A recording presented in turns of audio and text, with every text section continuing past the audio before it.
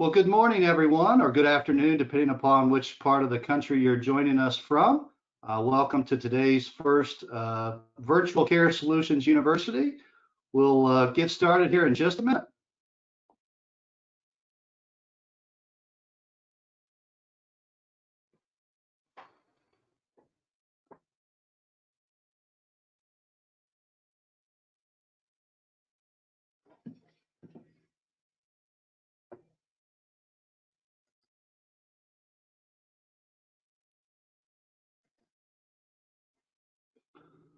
Once again, good morning or good afternoon, everyone. My name is Matt Clark. I'm one of the 4 divisional vice presidents for our Brokerage Care Solutions distribution team, and have the privilege and honor to work with a very established group of veteran wholesalers in the industry.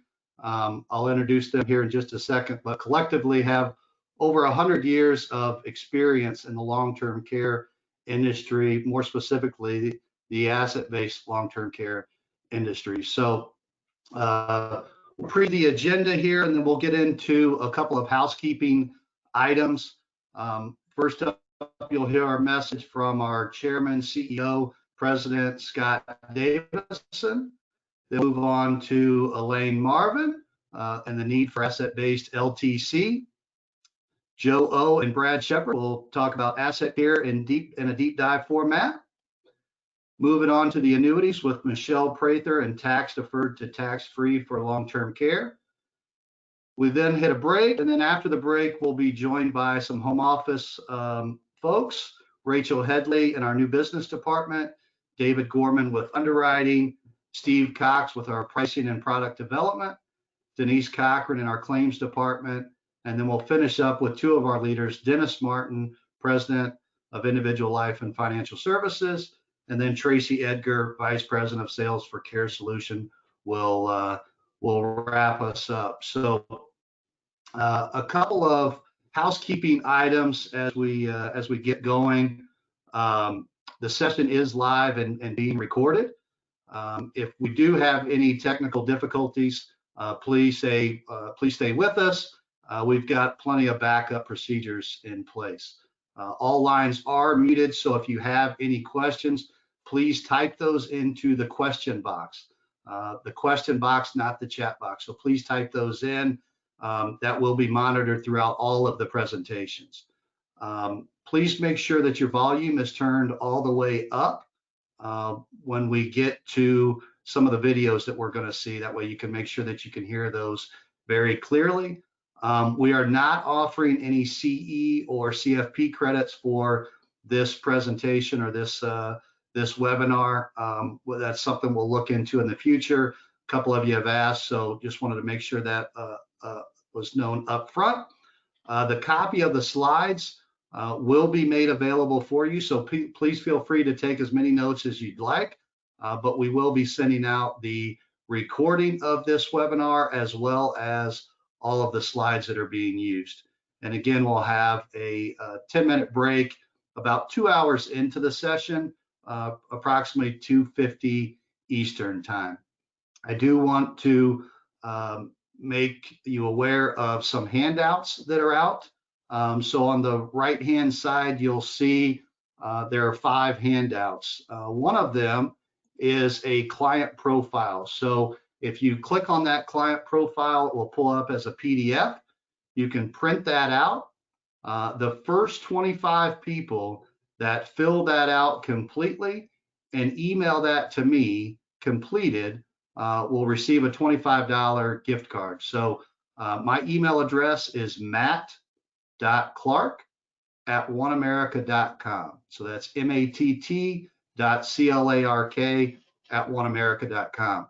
So the first 25 that complete those and email those to me, I will email you a $25 gift card. There's a couple other pieces that I want to bring you to the attention of. There's a concept for asset-based LTC training, as well as our 2020 LTC tax guide. And then also there is a sheet on Zach Glowitz, who is our sales development partner. You'll see a handout there for the OneAmerica marketing store. The OneAmerica marketing store, it's a free easy, fast, and much of the marketing collateral that we have is out there and can be co-branded and personalized for your use within seconds. So the system also allows you to run pre-approved multi-touching marketing campaigns via email and social media. Zach Glowitz is our sales development partner, and his contact is on that flyer. So reach out to him with any of your marketing needs. The last piece that's out there is the agenda for today. So if you want to print that out and have it handy, feel free to do so again. Once again, before we get started, the PowerPoint presentation, it is going to be made available to you. So again, please make any notes that you'd like, and we'll make sure to get those out to you following the event today. So first off, just want to talk through a couple of things and some of the objectives that we want to get accomplished today. In this university, this is really next level learning. You're going to learn from experienced professionals. I mentioned the wealth of experience that we have with over 100 years of experience. And as I introduced the speakers in this afternoon session with some of our home office, you'll hear how long they've been with the company. So you'll learn from experienced professionals, why OneAmerica, why now, how to have that meaningful conversation. And this is the beginning, not the end of the learning. We'll leave you with wanting more. We have created a dedicated site, so you might want to make note of this, the OneAmerica Virtual Care Solutions University site. All of the PowerPoint presentations that you'll see today will also be on this site, and some additional information as well out there. So you can go to OneAmerica.com/CSU for that information as well. Briefly want to just touch about some of the other offerings that OneAmerica offers. Most of you that are dialed into this webinar today know us for Care Solutions, but we go beyond Care Solutions with our employee benefits and retirement services department. So just a quick announcement about them and some of the key industries. Every time we talk about this, we always get people that mention, oh, we didn't know you were in that business. We didn't know you did that. But some of the key industries that we represent: education, nonprofit, government agencies, healthcare, professional services, manufacturing and industrial organizations as well, from all sizes, and really tailor it to what you need and what the customer needs. On our retirement services side, we offer 401ks, 403bs, 457 plans. And then on the employee benefits side, both employer and employee paid, voluntary group life, short and long-term disability, and protection for employers from 2 lives on up. So if you have any questions or need any information about some of the other areas that we work in, please get in touch with your regional sales director, and they can connect you with their retirement services or employee benefits counterpart. So I want to welcome Scott Davison, who's our chairman, president, CEO of OneAmerica. Since becoming the CEO in 2014, Scott has focused on retooling an already strong and growing company into an ever more effective and responsive provider of retirement plan services and individual life insurance, annuities, asset-based long-term care, and employee benefits. So please welcome Scott Davison and hear his message about weathering the storm.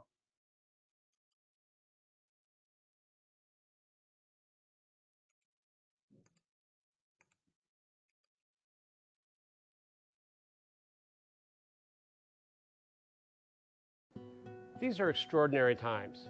In just a matter of weeks, our world has changed to protect our nation from an unprecedented pandemic. Our schools are closed, many businesses are closed or running on skeleton crews, and our financial markets are reacting wildly every day. Many people are worried about whether everything's going to be okay, both in their personal life, with their health, or financially. But I can tell you, for the customers who rely on us for their financial future, it will absolutely be okay. And I can say that with such confidence because we've seen difficult, challenging times before. While what we're experiencing is different on a personal level, In 2008, our country saw a similar level of financial disruptions. The markets melted down and Wall Street couldn't figure out how to keep business moving, also taking care of their stockholders. But we didn't have that problem then because that wasn't our focus. We're a mutual organization and we're always focused on one thing, our customers. Not stockholders because we don't have any, not Wall Street analysts. And that makes a difference in a crisis because we plan for the long term for good times and bad. We have the financial strength to weather this storm and any other. And we have the best people in the business serving you every day. As you can see behind me, our office is empty, but we're not closed. We've just moved for now. Our dedicated associates have set up offices in their homes so they can serve you in yours. Whether it's a kitchen table, a living room couch, or a spare bedroom, we're open for business and we're supporting our customers like we always have. And when this is over, we're going to be right back here doing what we're best at.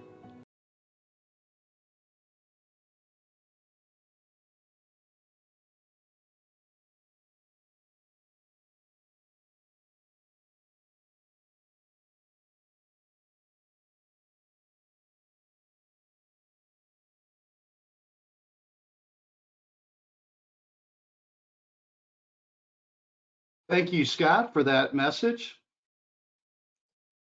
Next up, we have Elaine Marvin. We saw Elaine earlier. Elaine's one of our regional sales directors and has been with us for more than 30 years and spent her entire career dedicated to asset-based long-term care. So please welcome Elaine Marvin. Well, hello, everyone.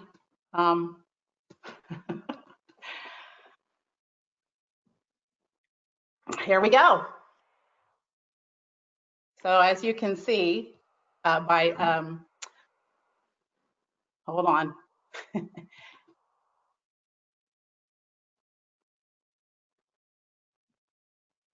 Okay.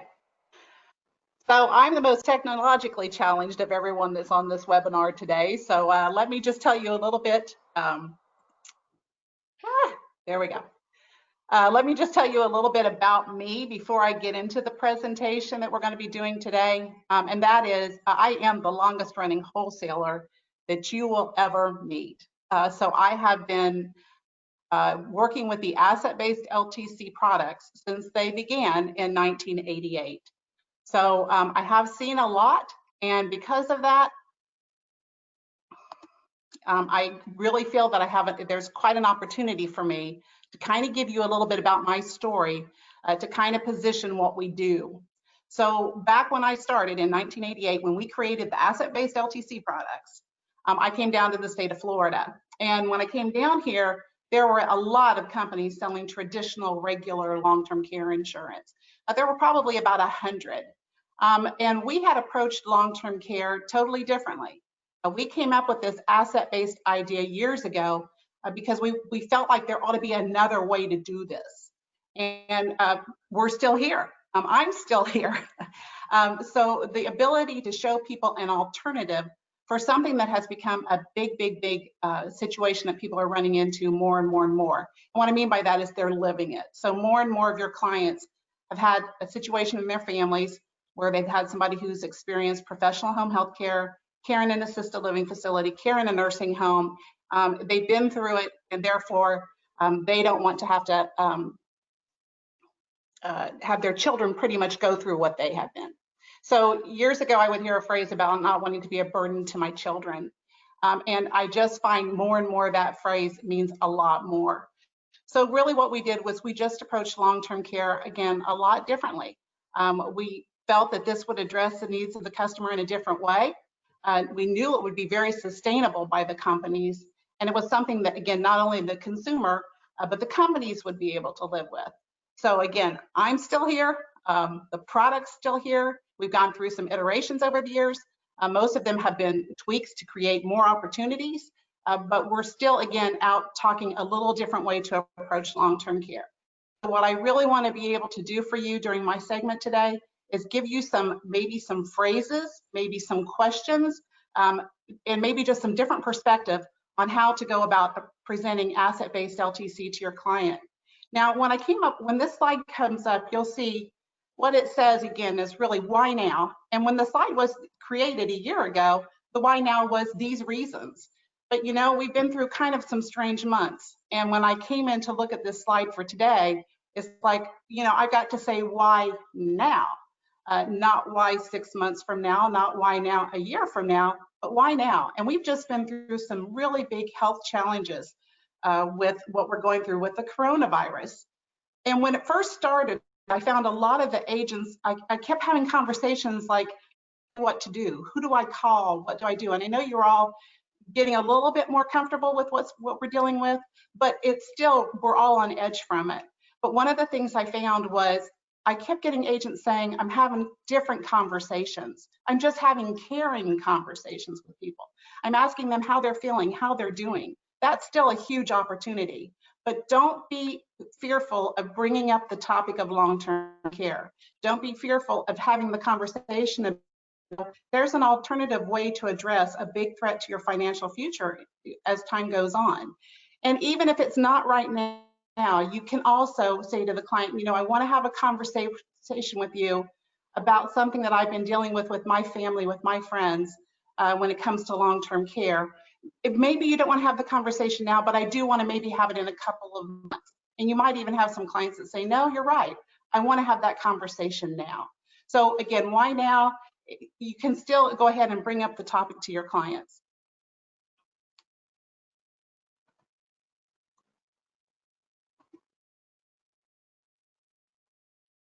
And the big thing is why not? I think that the thing about why not is we have 3 critical features about our product, and I love these 3 terms. And that is, our products are stable, they're predictable, and they're guaranteed. You know, again, I keep going back to my 30 years ago. 30 years ago, I would go out and train a lot of agents. I would go around the state of Florida, do a whole lot of presentations. And I kept having people saying to me, I'm selling traditional, regular long-term care insurance. They haven't had a rate increase, they won't. And I would hear that over and over and over again. And I was always able to say, well, guaranteed we won't. And I think that's still one of the biggest strengths that we have going for us, is we still have the ability to say that. So, you know, the big thing about retirement, I'm getting a little bit closer, not quite there. I'm getting a little bit closer to feeling like, you know, I'm going to be making that jump myself. And, you know, the big thing about preparing for retirement is you know, while working years, people have their accumulation years. And then, you know, when they're going down the mountain, you know, they've got their distribution phase. And, you know, that's the big concern. And one of the things, again, I can tell you about myself, just because of my age, that going into retirement, I want to have more knowns than I want unknowns. So what I mean by that is, if I buy a regular traditional long-term care insurance, is that a known or an unknown? Well, it's kind of an unknown because I don't know what the price is going to be in the future. If I don't do anything at all about this and I just bet the farm, is that a known or an unknown? Well, that's an unknown because I don't know how much money I would go through. But if I buy the asset-based LTC product that we sell, if I buy asset care or annuity care, and I tack on a lifetime rider with a guaranteed premium and a guaranteed base and lifetime benefits, I now have created a known. And so that's the opportunity that you have with us. So again, if you're going up the mountain, when you're coming down the mountain, the different things that can affect that coming down the mountain, again, having enough income, low interest rates, healthcare costs, long-term care costs. I think one of the challenges we all still face when it comes to talking to people about long-term care is so many people still think that Medicare or the government is going to be the solution for long-term care, or they blend healthcare and long-term care together. It's a separate area of insurance. We've got car insurance, homeowners insurance, health insurance, long-term care. It's a totally different separate topic, and people need to think about it separately. So what is healthcare? Again, over the years, people have gotten away from wanting to say long-term care, and the reason is because you say long-term care and people think nursing homes. But again, it really is an extended healthcare event, also referred to as custodial care or long-term care. People need assistance with daily living activities. It's not necessarily nursing home care. And again, most people don't want to deal with nursing homes. They'd rather be home health care. So, you know, extended health care is a lot more broad than a lot of times people think it's going to be. but it's expensive. Anyone that's been through this knows how expensive it can be. Nursing homes are more expensive than assisted living. Healthcare can be the most expensive. I mean, usually you hear $20 per hour. So if you take $20 per hour times 24 hours in a day, times 7 days in a week, times 30 days in a month, times a year, times 2 years, times 3 years, times 4 years. This can and will be, for most people, the biggest expense they ever deal with. Again, and if they want to self-fund it and bet the farm, there's a better way to do this. But it can be very, very, very expensive. Now, this is one of the slides that I cringe every time I look at it. But I'll get you there here in just a second. If I had $1 for every day I have to talk about the average statistics on long-term care, I would be a multi-millionaire. This is the one area of insurance that people tend to want to talk to statistics when it comes to long-term care. And that's really not the best way to go about this, but it's really not good to talk about averages this way. I mean, the average stay, these are just nursing home statistics. This has nothing to do with home health care or care in an assisted living facility or going from home health care to assisted living to nursing home. But look at that bottom one. That bottom one says that the average Alzheimer's stay is 8 years. That's approximately 100 months. I mean, this, when it comes to Alzheimer's, again, this can be the one that really does wipe people out. Now, I tell people this from time to time, and one of the things I can tell you is we know that the people that really want to do something about this are people who've been through this. Somebody who's had a family member or friend that's needed professional home health care, that's needed assisted living care, that's needed nursing home care, that's had Alzheimer's. That's the person. Sadly, I've had 2 friends who have come down with Lewy body Alzheimer's. Lewy body is the one that hits you when you're younger, hits you in your 50s, and it's happened twice. 2 friends, one was the first friend I met when I came to Florida. The second one was my Girl Scout co-leader. We were moose and squirrel, I was moose. She is in an assisted living facility. She was in Miami, she's been moved up here to Tampa. It's been going on a very long time. It's been going on for about 5 years. It will probably go on for a lot longer. She was a dentist. Again, she was my Girl Scout co-leader. She learned how to fly a plane when she was 18 years old, unbeknownst to her mother. This can happen.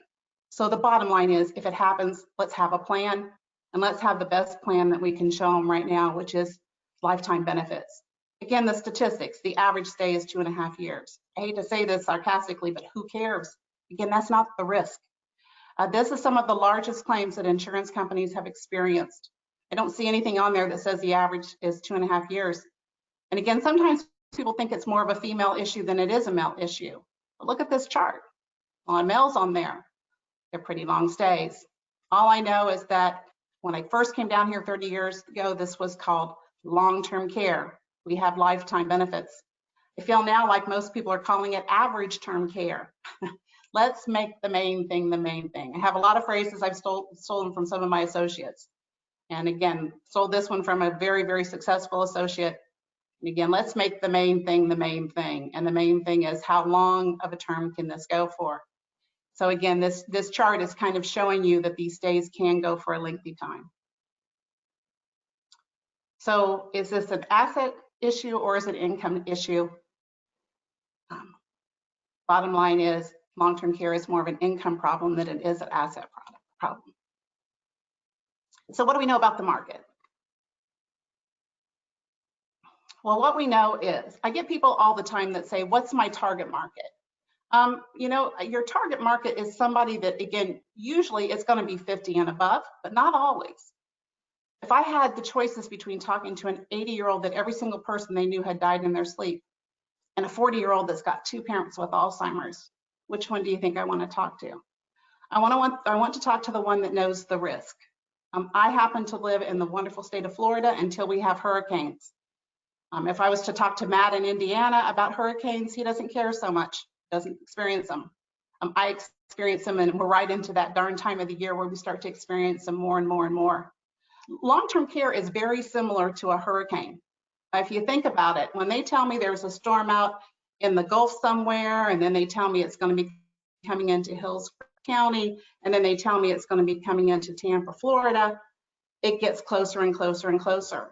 Well, long-term care is tied to ages a little bit more. So somebody in their 40s and their 50s and their 60s and their 70s and their 80s and their 90s and their 100s.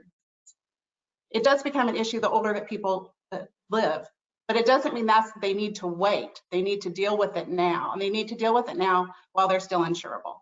So, but our target market tends to be 50 and above. There's currently 111 Americans in that age group. They account for 50% of all the consumer expenditures, and they own 63% of all of the American financial assets. We know the population is aging. I kind of joke about living in Florida a lot, but now I can kind of joke about my friends. So anyway, we do know population is aging. That's not, again, we just had to go through our our CSO tables. I always want to say CSU tables. Our CSO tables changing last year because people are living longer. We know that. So people are living longer. So our population is aging. And the other thing that this is kind of an interesting question and answer that was given out survey. You know, people, when it comes to long-term care, there's a lot of people that think it's important. This statistic says, again, by questioning people, you know, most people think that people need long-term care insurance. Do I need long-term care insurance? That's the middle number. But do I own long-term care insurance? So there's a little bit of a disconnect. But you know, I really feel like the disconnect is really because there's an opportunity, and the opportunity is to tell more and more people about these other alternatives that are out there. Most people have no idea that there is asset-based LTC and how it works, and a lot of people don't have any idea that there's a way to get lifetime benefits. I hear that a lot, that they didn't realize that there's now still a way that you can get lifetime. So the critical thing here is having the conversation with your clients. You know, there's different ways to go about having the conversation. 30 years ago, I would give people 3 questions to ask. You might want to write these down. They're not listed in here anywhere. The questions I'm going to give you here in a second are really more professional, but these tended to work. And the question, first of all, was, I'm curious, has anyone ever tried long-term care insurance? And most people here in Florida will say yes, this morning, just here. But the first question is, have you ever had, again, has anyone ever tried to sell you long-term care insurance? The next question is, did you buy it? Most people will still say no. And the next question is, how come? Trying to find the reason that's kept the person from making the decision about long-term care. And it could be, didn't know that asset-based LTC was out there. Those 3 questions tend to lead to the opportunity to tell them that, great, there's an alternative way to plan for long-term care. Because no matter how you look at it, when you ask people why they haven't bought it, the reason they'll tell you is because it's too expensive. Or if I don't use it, I lose it.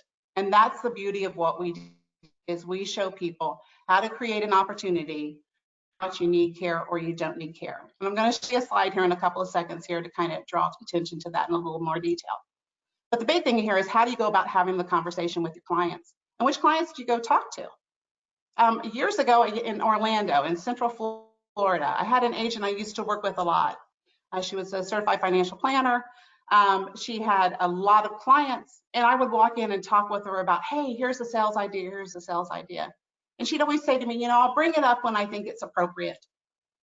And then one month, she sent in 3 apps that began with the letter A.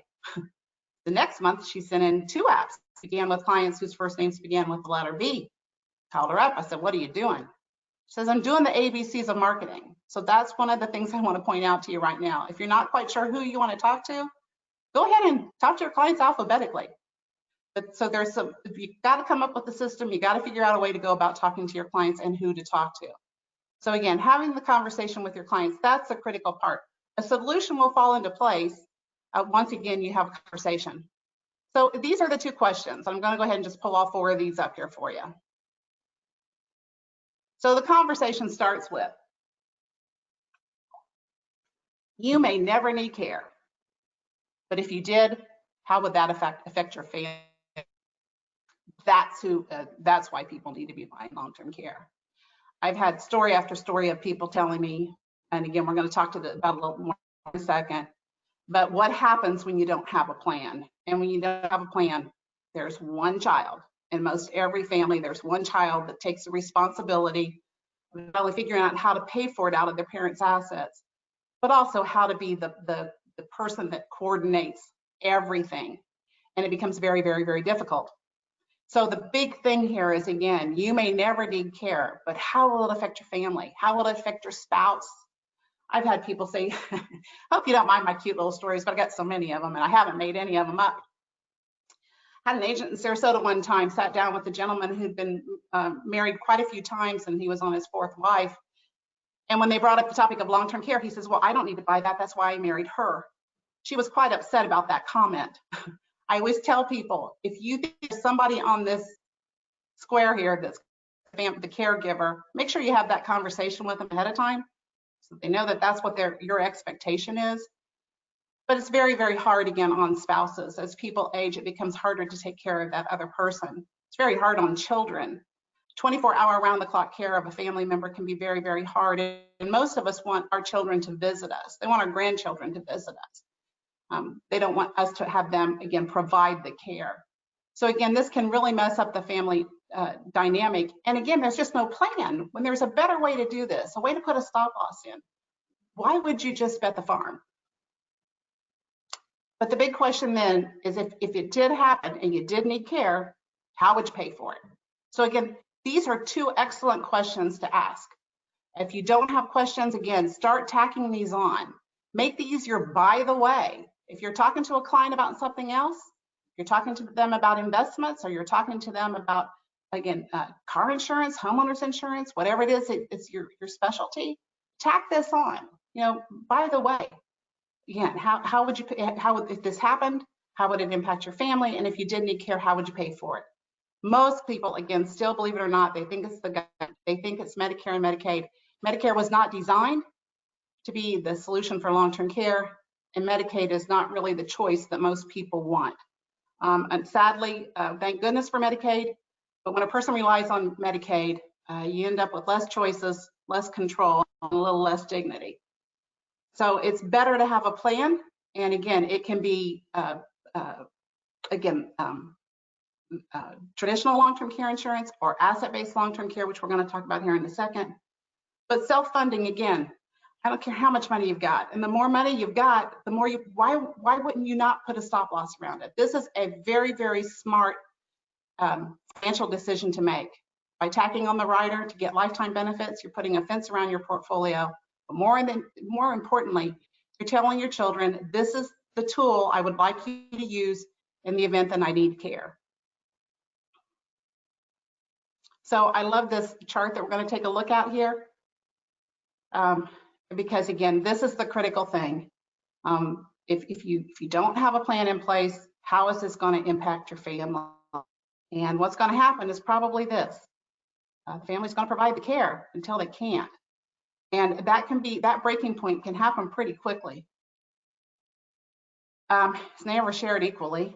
And it really isn't. And in fact, it's usually the child that's got the power of attorney that has the most responsibility. A lot of times they are the most responsible child, and they're also sometimes the busiest. So it's very, very hard a lot of times, again, just to rely on family. Definitely, again, we know stories. Has anyone got a story of somebody that doesn't get together at Christmas time, doesn't get together on holidays any longer because of the situation that happened with mom or dad? We've all heard them. Again, it can disrupt families, it can disrupt careers, it can tear a family apart. But the most important thing here is it could have been avoided. It could have been lessened. The burden could have been taken off just by having, again, a different tool in place. So what we're going to do is just talk a little bit here about the two types of protection, and I'm going to give you a little bit of an intro into what Brad and Michelle are going to be talking about, and some of the other individuals as well. So I'm going to give you a little bit of a preview, but the big key thing here is, again, most people are familiar, agents and clients as well. Most people are really only familiar with regular, traditional long-term care insurance. Again, if you've been around as long as I have been, not as many carriers selling traditional, regular, health-based long-term care, but the objection has always been the same. And the objection has been, what if I spend all of that money and if I don't use it, I lose it? So the nice thing, again, is to show people an alternative. One of the things, the reason I think our business has increased so much over the last 5 to 10 years was we started to finally be shown as an alternative. And I see people doing this all the time. Show both. Show traditional health-based long-term care and show asset-based long-term care. Let them make the decision as to which one makes more sense. But the great thing, again, about asset-based is if you don't use it, you don't lose it. Your life is covered, your care is covered, your decision is covered. But asset-based LTC, again, I just think that there are more and more people that are becoming more aware that this is out there. Now, this is my favorite slide. Brad is probably laughing as he listens to me talk about this one, because this is the essence of what we do. And I like to call this our wow slide. So what we did, again, 30 years ago was we came up with a plan to overcome the objections that people had about long-term care and the traditional long-term care. And the first objection was, again, what if I spend all of this money and if I don't use it, I lose it? So what we did originally was we created asset care where, again, benefit or a whole life insurance death benefit. What you don't use, you don't lose. So you can use that entire death benefit if you need professional home health care, care in an assisted living facility, or care in a nursing home. And again, what you don't use out of the death benefit, you don't lose. But the next did, which has again become so important, I think this has actually become the biggest wow. And that is that some clients and some agents have experienced rate increases with traditional long-term care. We can't. It's in the contract. So anyone who purchased a policy from us 30 years ago has that same policy, has that same premium. They don't have, I can't sell you that policy today. It's a little different version of the policy now, but that same policy, again, what you purchased, when you bought the policy, everything within it's guaranteed. So the base policy, the rider, we cannot raise the rates. So again, the word guaranteed is very, very, very important with these policies. But the other thing we do is this, and I'm going to tell you kind of a cute story about this. When we originally came up with the asset care policy, we had the ability to sell this to individuals. But we also came up with the idea of, you know, what if the people are married? Can we sell this jointly? So we came up with the idea originally to sell this both individually and as a last to. Originally, this policy was called spouse care. It wasn't a very catchy name, and it was very difficult on people like me to go out and talk to people about spouse care if they didn't have a spouse. And then once we realized people cared more about their assets than their spouses anyway, so asset care became the name, the more marketable name. That's my joke. Anyway, we did change the name from spouse care to asset care very early on. But one of the neat things about this is we can still sell our policies jointly. So 2 lives under the same policy, and we can give them both lifetime benefits. Huge, huge, huge benefit. And again, lifetime. It's called long-term care. It's not called average term care. So the ability to show lifetime benefits is definitely, again, our big ace. Now, when it comes to asset-based LTC, and again, I'm not going into a whole lot of detail here because I don't want to steal Brad's thunder. I don't want to steal Michelle's thunder. But I'm going to go with just a brief overview as to how these products work. We have both our life-based policy, and we also have our annuity-based policy. And these kind of, again, over the last 30 years, as time would go by, we would create additional features or additional policies as people started telling us what they wanted to have. So originally, all we were was a single premium whole life approach to long-term care. And then over time, we came up with different ways to pay the premiums. And then we came up with this new line of annuity-based as well. And there's opportunity with both of these. The concept is this. So I think one of the great things we did about a year ago was we really kind of streamlined our policies to make them a whole lot simpler than they used to be. They used to be a little bit more clunky. I know that's not a real professional word there, but that's probably the best word for it. They were a little bit clunky. Now, again, they're very streamlined. We used to have a separate base policy and a separate rider. Now, again, it's one policy. So a lot about our policies is a whole lot more streamlined, and that's made, again, a more easy for the client to understand. So what we are is, again, if you take a look at this line here, you go through the base policy first, and if you have the rider, we can double the time frame, or we can offer unlimited benefits.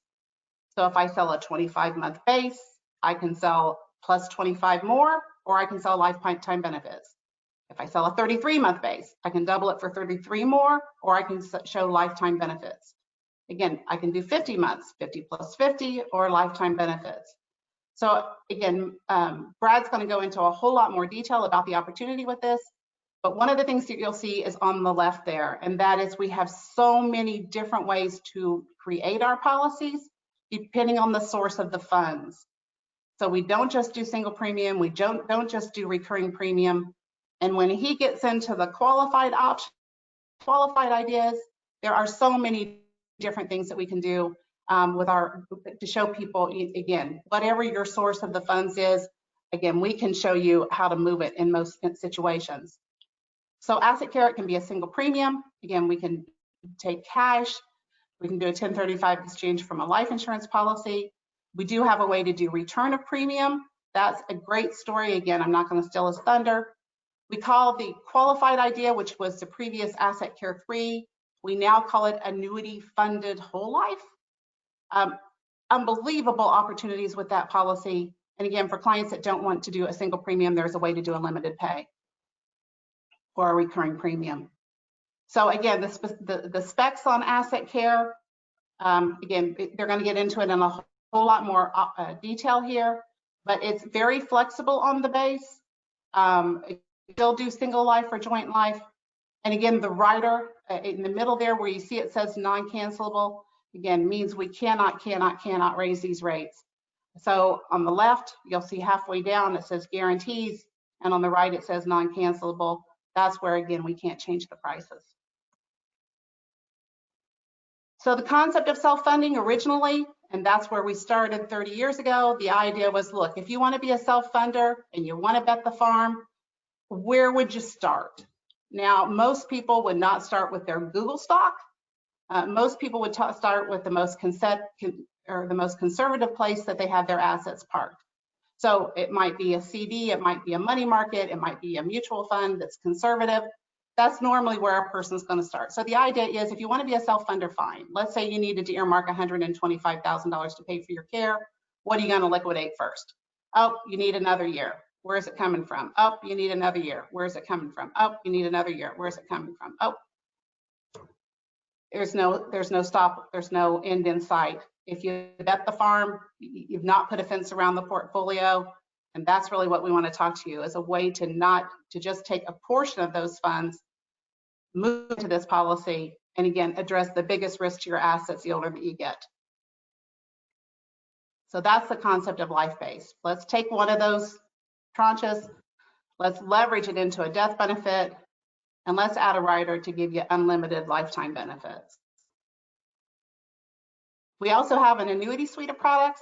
So we have the annuity based, again, which have opportunity, especially when you have a client that's got an existing non-qualified annuity with gains in it.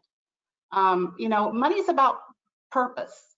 And a lot of clients who have annuities, if you ask them, why did you purchase this annuity? It was for an emergency. Well, what's the emergency the older that they get? Well, the emergency is going to be healthcare related for most people. Well, let's make the main thing the main thing. So that's the opportunity with annuity care. And most people aren't familiar. The reason that there's so many tax advantages with all these policies has to deal with some legislation. The reason the life policy is tax-free when you go to use it for long-term care has to deal with the HIPAA bill.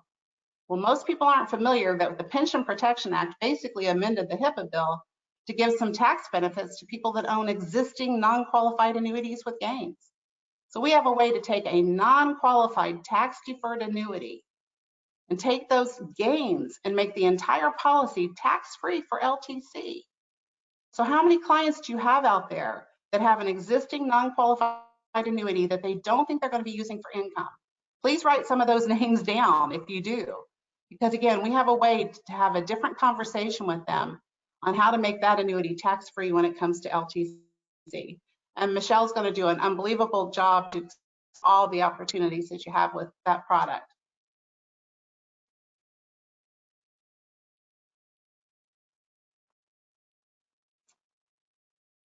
So again, the advantages on the annuity products is going to be having, first of all, not only a purpose for the money, giving a tax advantage.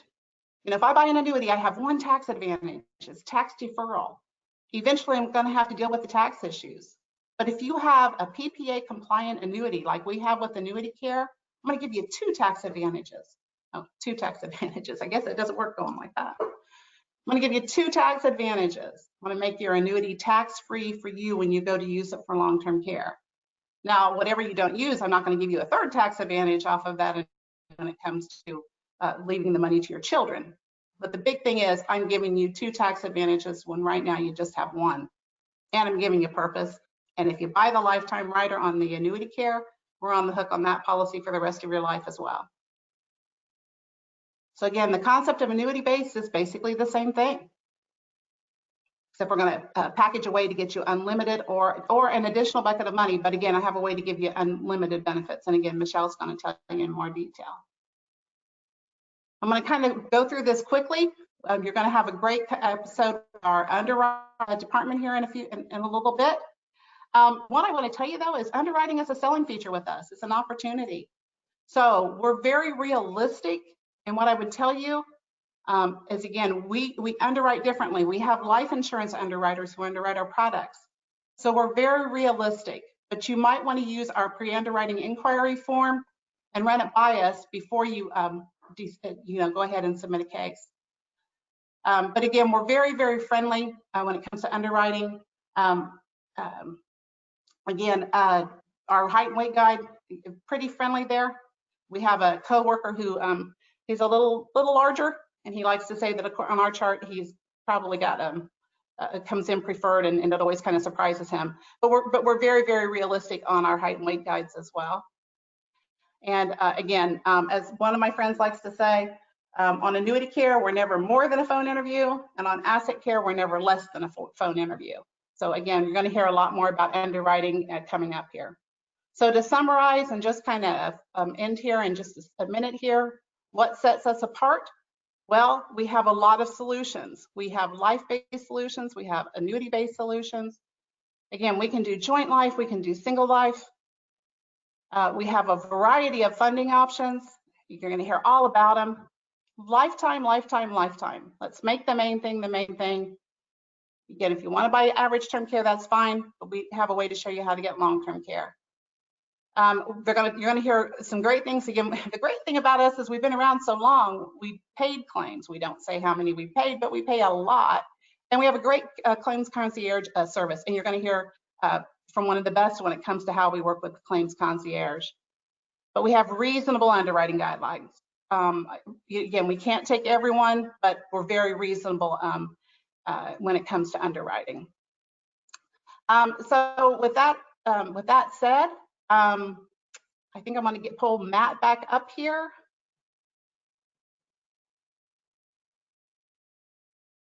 Oh, before he comes back, the calculator, you saw that this popped up here on the bottom. For 25 years, we had one client brochure and a proposal system that was about 14 pages long that was just took you into the weeds. It was crazy. About 5 years ago, we have such a big marketing department. You're going to hear some great things about marketing, but we came up with this calculator. This is a tool you're going to want to definitely take a look at because this, again, the more you work with this calculator, the more you see how we present our products, you're going to see all the opportunities that we have. Okay, Matt, I'm finally going to be quiet here. The stage is yours. Thank you, Elaine. Very good kicking us off. Before we get to the next session, we are going to launch a poll. But before we launch the poll, I just wanted to make a couple of quick announcements. I meant to mention earlier, I know some people have asked some questions. You could only see Elaine. So if you'll see three lines. You can resize your screen and make the presenter smaller, and you can make the presentation bigger. So we're going to launch a poll here. So just get next to your computer, type in the answer, and once we get a little bit, we want to keep you engaged, and so we'll launch this and be interested to see all the responses.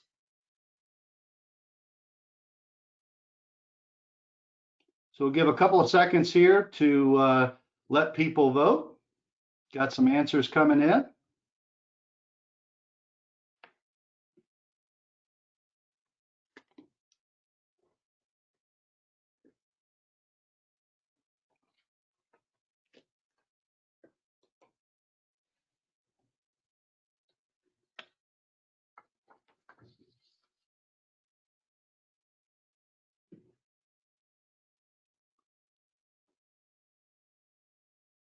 Okay, got about half of you voted. We'll give it a little bit more time and close it out.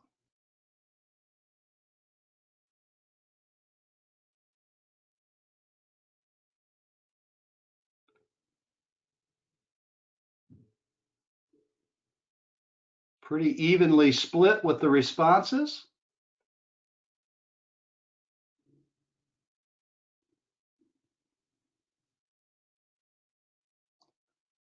All right, get those last few answers in and we'll close out the poll here in 5 seconds.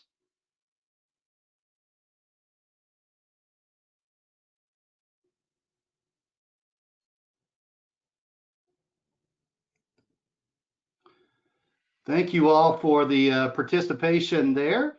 We'll have a couple of polls that we'll launch throughout the rest of the session this afternoon. Next up, we have Brad Shepard and Joe O. They're going to be talking about doing a deep dive with asset care. Joe O is a regional sales director with OneAmerica, has been in the insurance business since 2008. Started his insurance career as an in-house internal and underwriter for a general agency and personal production. During his time, Joe gained valuable experience in life, accident, health, long-term care, and disability insurance as well. He joined OneAmerica in 2015 on the Care Solutions internal sales team and inbound sales team, and advanced to become an internal wholesaler in 2016. Joe became a regional sales director in 2018 as a OneAmerica Aspire Award recipient. So please welcome Joe O. And then we'll also hear from Brad Shepard. Brad's a veteran of the industry, a regional sales director with OneAmerica, has spent the last 20 years helping clients and educate clients, agents, and brokers on the importance of planning for a possible long-term care event. Brad spent the first 6 years of his career focused solely on helping clients design their personal plans and policies. In the last 14 years, Brad has been working with distribution partners via marketing and training campaigns to increase awareness of the need for every person to plan ahead for long-term care. So please welcome Brad Shepard and Joe O to talk through asset care. Excellent. Well, Matt, really appreciate that. And while you make me the presenter there, I'll apologize about that poll. Saw it come up on my screen, and I know we had a slight typo in there, but that word was bringing, not brining. So we're not brining anything on today's presentation. Hey, it happens to us all, right? So, but before we get started, I want to start with 2 words, and that is thank you. And what I mean by that is thank you for spending all of this valuable time that you are away from your business to learn how to help increase your business and have better conversations with clients pertaining to something as critical as long-term care planning. I have a few logistical items, housekeeping, before I start into my presentation slides. I'm going to test that while I'm going through that. But the first one is you're going to hear a vast amount of information here over the next couple of hours. But in particular for this module, you're going to hear a lot about product. And we're going to focus on that, on the life product that can be accelerated for long-term care called asset care. Here's the thing. For those of you that know our products very well, we have a lot of differing levels of expertise on today's webinar. Or if you're listening to this as a replay, this is something where we don't need you to be a product specialist. What we want to do is have you be an opportunity specialist. Think of this as a team, whether it be your general agent, your brokerage general agent, or for that matter, if you work with us directly, myself or our internal team or any of the other regional sales directors, we are a team here for you. So whether we work in the background or whether you work with your agency, become an opportunity specialist as it relates to these products. A couple of specifics as it relates to states. First, New York. For those of you that do most of your business in New York, please don't drop off. The reason being is now we do not sell our products in the state of New York. But I do want to say you may want to ask that next question. A lot of people in New York that are interested in these types of solutions maybe have a second home, a residence in another state where we could offer this protection to them because we use resident state rules. Now let's go to the other side of the country in the state of California. Now you're going to hear from Joe towards the end of this 45-minute module around the differences in asset care in the state of California. So please understand that anything that I will present for the next 35 to 40 minutes will be related to our new product, our enhanced product for asset care.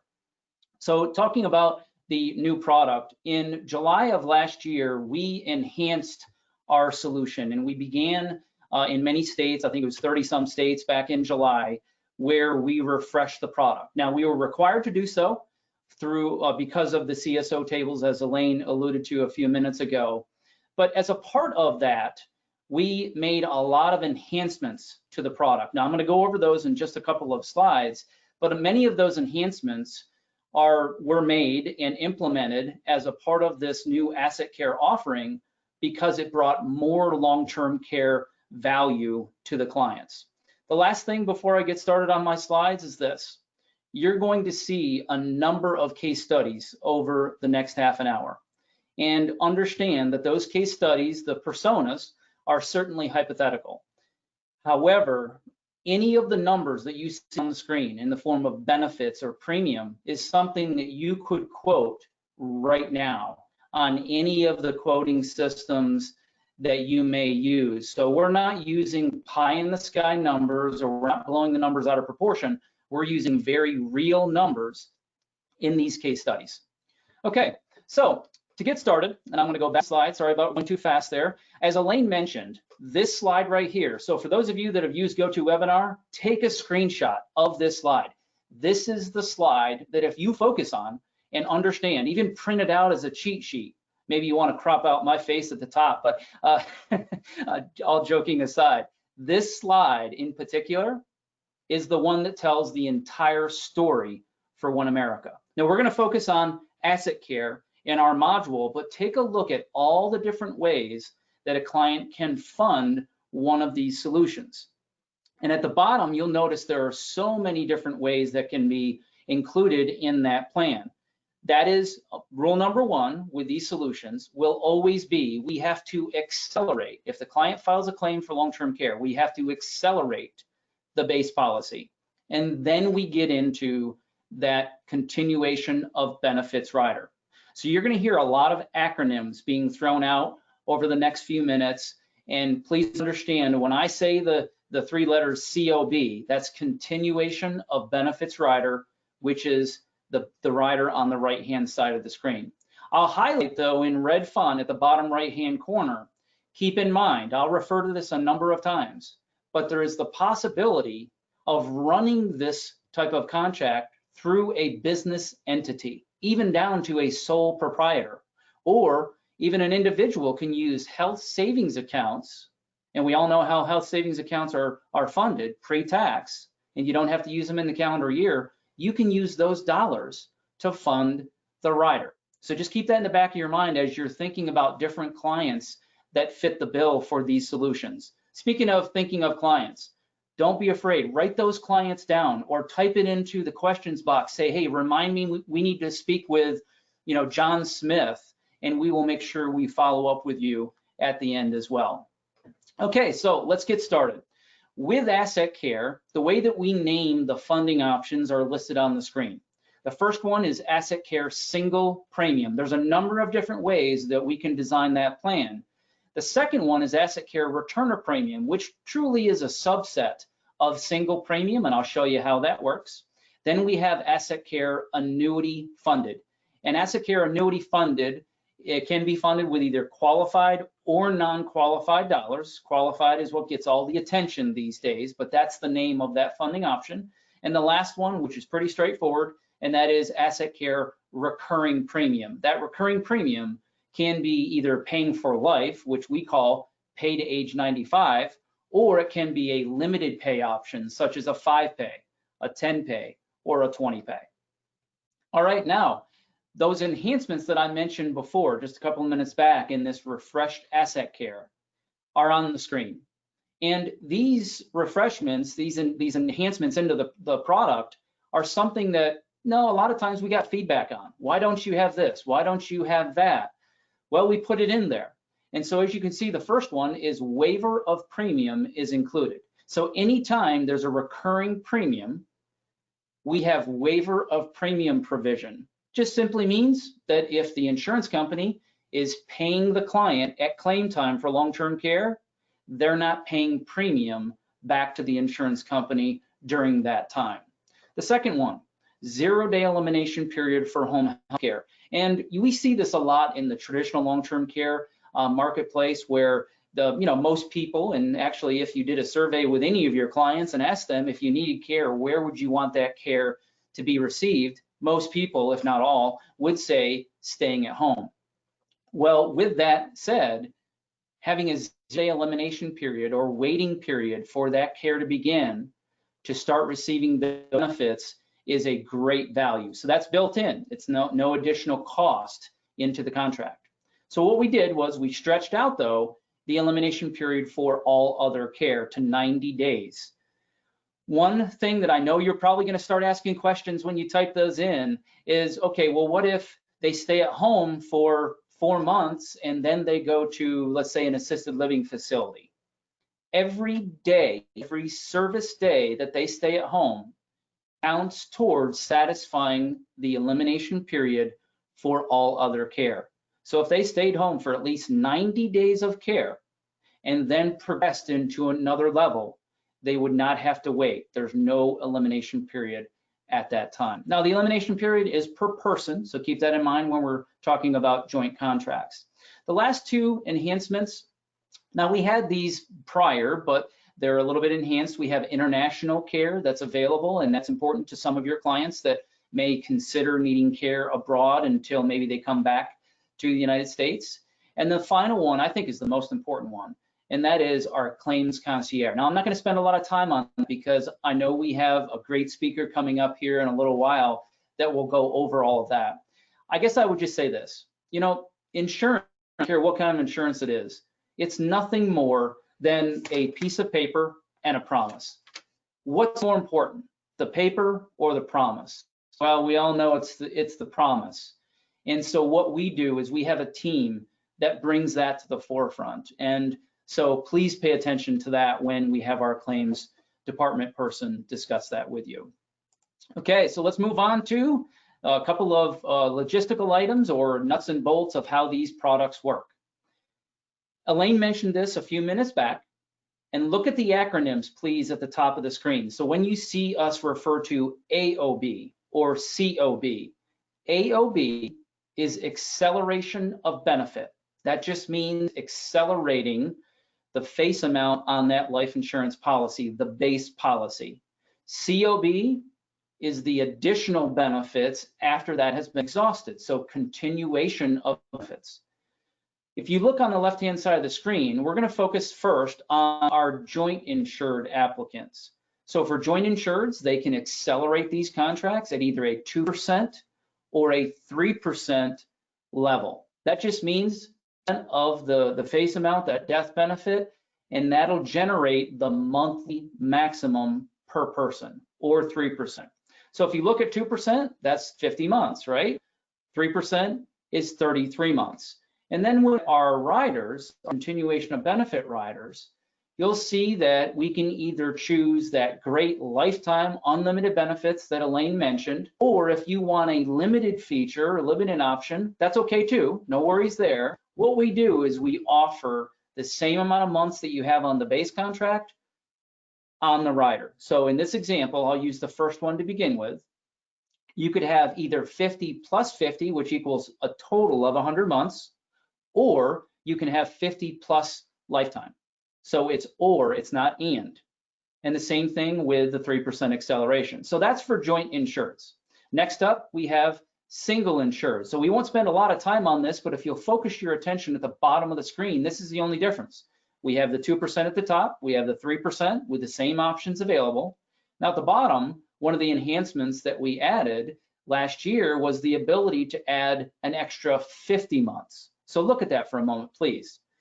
With a 4% acceleration, which is the additional option that's available, when you divide that out, that's over 25 months. So you can either have 25 plus 25 months as a limited option, 25 plus 50, or 25 plus that lifetime unlimited benefit that you'll hear many, many times throughout our presentations over the next couple hours. So now let's go into each funding.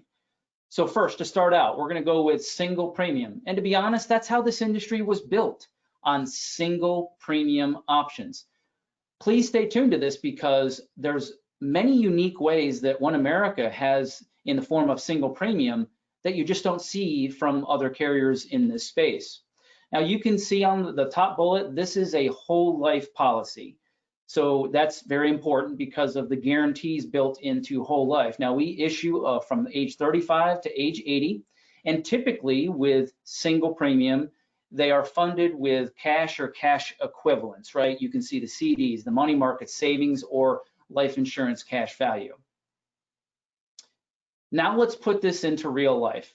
And this is the case study approach, and you'll see this many times throughout my presentation. We're going to start with Rodney and Holly, and we're looking to convert a money market account. Rodney and Holly are both age 60. You'll also see that as a common theme throughout our case studies. And for Rodney and Holly, they're a married couple, they earn good income, and they're very prepared for retirement. Their 2 children have graduated from college, financially independent. Don't we all wait for those days?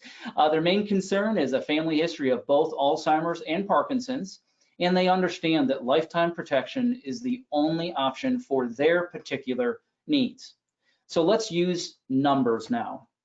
So bear with me on this, please, because you may say, well, wait, why are you using this amount of premium? We're using, in this case, $200,000. Now, if you divide that out, that's $100,000 each. And the reason why we're using that is because it's very common for us to receive quote requests for, hey, my client has $100,000. So we can see contracts that are much, much higher than that or much lower. But these are just examples. So $200,000 will be the premium, and that is a packaged premium in this single premium case study. The face amount that generates is $252,000. Now you're going to hear me say this a lot, but the number one objection always, always, always for long-term care is this: what happens if I never need care? What happens to all of that money? Your fallback position very confidently should always be, with these solutions, the life insurance death benefit. And we know those death benefits are paid out tax-free. So if you look at the acceleration rate of 3%, that generates $90,000 annually per person per year forever and ever, amen, because they have the lifetime benefits. That was something that was very important to this couple. But let's throw on one other thing. If Rodney and Holly left the $200,000 in the money market and just let it ride, no problem, that happens a lot. They would have to generate a rate equivalent of just over 45% in order to have $90,000 for care. And that's just for one person receiving care. Now, is that even possible these days? I know that's a rhetorical question. We say it tongue in cheek, but the answer, of course, is no. There's no way that can be guaranteed year after year after year. So how is OneAmerica doing this? We don't have a magic wand. This is simply insurance pooling. And that's insurance 101, right? Which is insurance pooling of hundreds and thousands of other people having the same type of plan, where we can offer these benefits if they need care forever and ever. So that's just a different way to look at this example. Now I'm going to show you an example of the illustration just one time throughout my presentation because we have a condensed amount of time today. But when we look at the illustration for this same exact couple, for those of you that have never seen it before, when you look at the first page, you'll see that there's a lot of visuals, right? You see the bars, you'll see the same premium that I mentioned, the 200,000. It generates the face amount, and if they need care, we use that face amount, the death benefit first, and if they exhaust that through accelerating for long-term care, then we get into the rider, which is that arrow that goes on forever. And at the bottom, you'll see all of the additional numbers per the input into this illustration. Now, the second slide that I'm pulling up right now is the full ledger page. And so whenever you have the questions around what if this happens or what if that happens, you can go to that ledger page and grab the year in question and answer that for the client. The one nice thing about OneAmerica, and sorry, we're going to say it a lot, is unlimited benefits. You never have to worry about a finite number in that column that says total LTC balance if they choose the optional unlimited lifetime benefit. You know, I'm going to stop right here for just a moment because some of you that are that have been in the industry are pretty savvy. You may be asking a question of, well, do you guys offer inflation protection on these contracts? And the simple answer is we definitely do. Now, you're not going to see us show that in our examples today. One, because we don't see as many people actually choosing inflation protection with these contracts because it puts a little bit of a drag on the contract. They can get more death benefit for it, but it is available. And if you add inflation protection, it's pretty simple, right? You need more premium to pay for it if they want the same amount of benefits, or for the same amount of premium, it'll just drop that initial amount, especially out of the gates with the contract. So moving forward, let's continue with Rodney and Holly. You know, they were interested in that first single premium, but they want to do something different. And in this case, Rodney and Holly say, okay, that's great, but we want to see an alternate plan design that would give a higher monthly maximum. We want to max that thing out right from day one. Now remember, Holly has a high pension income and they're very comfortable with paying an ongoing premium. So what can we offer them? This is where, and I told you that OneAmerica is unique with single premium in certain ways. This is where we stand out. We have the ability, we're the only company that has the ability to have a single premium on the life insurance part of the ledger. Then we can offer an annual premium for that continuation of benefits rider. Let me show you how that works. Let's start with the same premium though, $200,000, because that was the example from before. Same acceleration rate of 3%.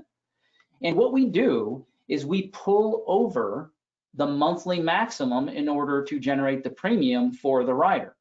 Now that generates a higher death benefit. So instead of being $250,000 in the prior example, we now had a much higher death benefit, which then generates a much higher monthly maximum and annually for long-term care. So instead of that being about $7,500 in my last example, now it's over $11,000 per month, per person, forever for long-term care. And a shameless plug, you know that $6,900 that you see on the right-hand side? Remember, they could run that through their business, or they could use HSA, health savings accounts, for that. So that's one way that we can do it. And they may or may not like that. Let's go back to Rodney and Holly though. They say, okay, let's look at one more thing. And that is they like the annual pay option, but Rodney said that he's hoping he will never need care. So he wished the death benefit was even higher. Okay, how can we do that? Well, Holly is less concerned about the death benefit because the care their family needed fell on her shoulders, but would like to see a lower premium. Wouldn't we all like to see a lower premium? Exactly. Well, how can we do that? Let's go back to the numbers. And I'm going to build out this slide very quickly because I want you to focus in on the new annual premium on the right-hand side. That went from just under $7,000 to now a little over $3,000 per year. Well, how did we magically do that? We did it because we simply pulled one lever of changing the acceleration rate. So we went from 3% acceleration of the death benefit to 2% acceleration. Now I'm going to stop again. Sorry, I've learned through visually pictures. I love seeing pictures painted in my mind of how things work. So for those of you that are somewhat like that, let me paint this one for you. Think of OneAmerica and the way that we can build these contracts as almost like a wall of levers. You know, you can just go pull these levers up and down based on what fits your client's needs. Actually, let's have fun with it. How many of you have been to one of these frozen yogurt places where you walk in and there's all these different flavors on the wall of levers, right? You go over, you grab your cup and you fill it up. That's your favorite flavor. And then you walk over to the toppings, put on all the sprinkles, the gummy bears, the nuts, whatever it may be, and then you pay for it. Well, that was your customized frozen yogurt dessert.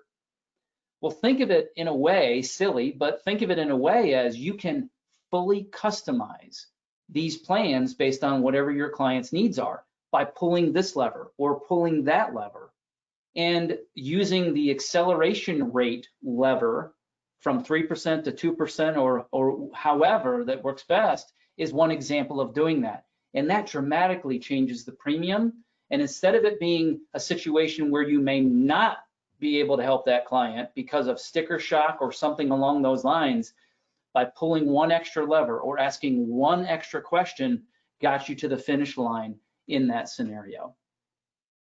All right, so moving on, let's talk about asset care return of premium.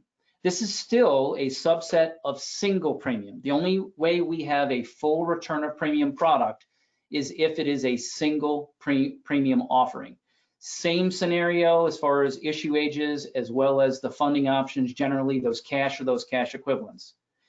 However, in order for us to give a full return of premium, and what we mean by full return of premium is the premium for the life insurance and for the rider and that COB rider.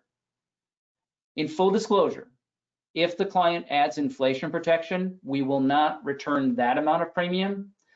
Most people don't add that, but if they don't add that inflation, all premium is returned if they choose to have that policy surrendered. So how do we design that contract? It is limited. We will only offer a 2% acceleration, which you can see on the left-hand side of the screen, and we will only offer the 50 months optional COB rider. So let's put it into a case study. Now we're going to switch gears to Bob and Alma. Now they're going to be the same ages of 60. They're domestic partners. They don't have children. Now they've been with their financial advisor, Ed, for 20 years. They are savers. They've been very conservative with their investments, but they're very cautious people as well, who are slow to make financial decisions. They realize that they need something though. So what does that look like when we throw it into the calculator and see what the numbers look like? Let's go back to the 200,000. Let's keep on that theme. 200,000 packaged one-time premium that generates about a $322,000 death benefit in our example. And when you accelerate that at 2%, that's the plan design, it would generate about $77,000 or $6,400 per month for long-term care. The piece that I want to highlight though is their total leveraging. So in this example, 200,000 was the all-in number that we're using. Look at the right-hand side. When we add the leveraging together, their 200,000 for the purpose of long-term care now tripled and some to $645,000.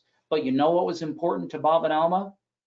If they change their mind or quit, they want to surrender the contract, they get every penny of the $200,000 back, whether that's day one or day 20 years down the road.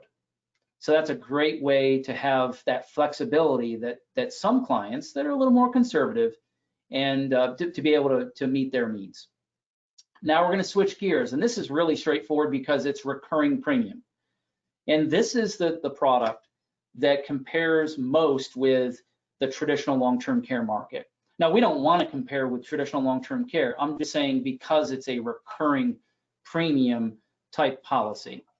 Same thing, issue ages 35 to 80, and typically, no surprise, it is funded through income of some kind, whether that's earned, investment, pension income. I'll actually throw one more on there. Think outside of the box. You can add, then there's a lot of people that bought annuities with great income riders that could be exercised.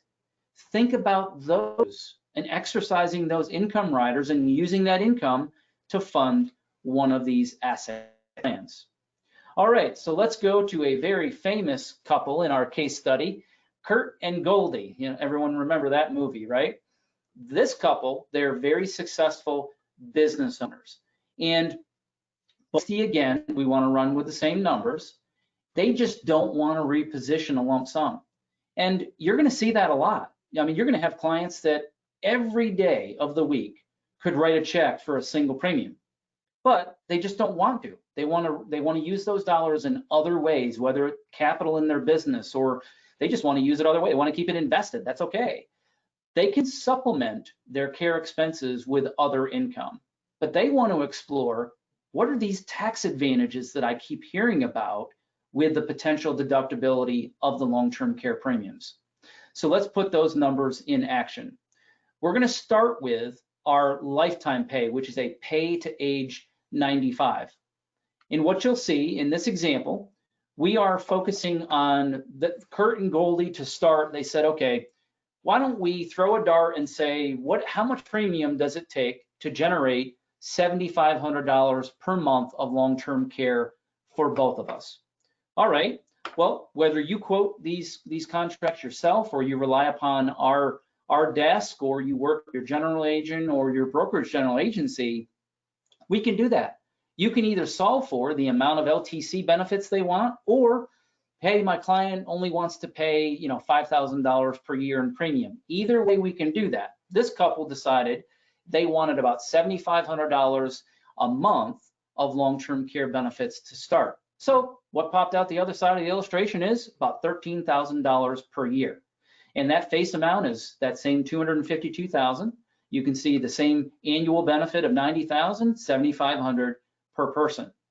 Shameless plug though, they can use a portion of the $13,000 through their business as a deduction, or if they had health savings accounts, they could use that.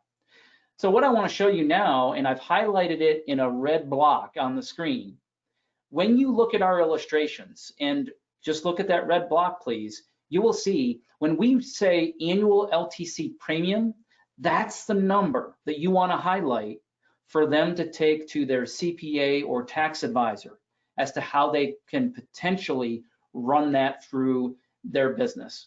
Also, as I've made mention a couple of times, if they have a health savings account, they certainly can use those dollars, some or all of those dollars, to pay for the LTC premium.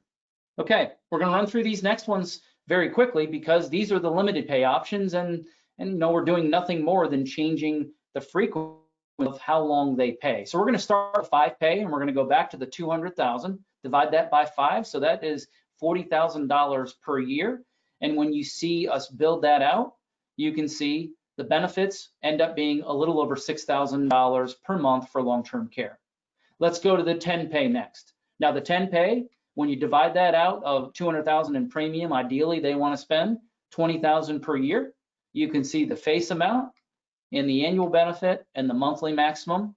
So it really just comes down to what frequency do they want to pay. And the final highlight is a 20 pay. So in that case, we solve for $10,000 of premium in this example. And you can see the monthly maximum turned out to be about $4,700. Now, I think this is pretty straightforward, but the faster the insurance company has their money, the more benefits it generates, right? So that's why single premium generates more benefits day one than a 20 pay or a pay to age 95. Okay, so for most of you that really wanted to tune in today to hear about using qualified money, this is the product, and that's where I'm going to finish up. I'm going to add a couple of sales ideas and then turn it over to Joe to talk about California. So we call this product Asset Care Annuity Funded Whole Life. And as you can see, the second bullet, we do target the market to be age 59.5 to age 80. Keep in mind, we don't have time today, but you certainly can help people under age 59.5. There's a couple of rules that we have to cover with you. So make sure you ask your marketer or your brokerage general agency or your general agent what those rules are. We can fund this product with either qualified or non-qualified dollars. We tend to focus the most on qualified money though. So that's where I'm gonna go. When we look at why qualified funds, I mean, let's just say it. Here's why. There's 7.5 trillion reasons why, and that is there's a lot of money in motion in these qualified accounts. And the reason for that is, as Americans, we tend to kind of fall in lockstep with pounding away at that 401k, the 403b, IRA, whatever it may be that's a qualified account. And then if we have any extra money, we might put it into other, different investments. So how does this product work? Here's the summary and the key points. First thing, and it's pretty important, and that is we can use one spouse's qualified account to fund a joint policy. That's where you're gonna win, is using one person's account to insure both people in that couple. I highlighted this in red. This happens more often than we care to admit, and that is you have an uninsurable spouse, and that's the one that has the money in the qualified account. Don't pass that one over. You can use that to fund the insurable spouse's long-term care plan. Next, 20% bonus. So any money that's transferred over into this product, after underwriting, we apply a 20% bonus. I'll show you how that works. This is a 10-year strategy. So what we're gonna do is we're gonna use the transfer, divide it out over 10 years, and then we use that to pay for the asset care product and the rider. I'll show you that in just a moment. Next, all long-term care claim payments, even day one after the policy is issued, are completely tax-free because we only use the life insurance death benefit. And if that's exhausted, then we get into the COB rider. And finally, the distributions from this annuity IRA to fund the asset care, once the client reaches age 72 and beyond, it counts towards RMDs. So now let's look at a case study. We have Ron and Nancy. They certainly want to use their qualified funds. Now, Ron and Nancy have been married for 35 years and are happily retired and happily married. Ron is a retired Marine and was a teacher. They've been great savers and have a sizable IRA as well as a high pension income. In fact, when it's time to take RMDs, they don't need that income. Now, since Ron was a Marine, he and Nancy are eligible to apply for the federal long-term care program, but would be more comfortable with a plan that offers guaranteed premiums. All right, let's put it in motion. Let's use the same $200,000, comes over from one of the spouse's retirement account. And when that comes over to OneAmerica, it is then put into a qualified account in the form of a deferred fixed interest annuity IRA. And it has an income rider on it. After underwriting, we then apply the 20% bonus to that. So the buying power that the client has is now $240,000, not $200,000. Then we simply divide that by 10. I told you this is a 10-year strategy. We divide it by 10. So now we have $24,000 a year.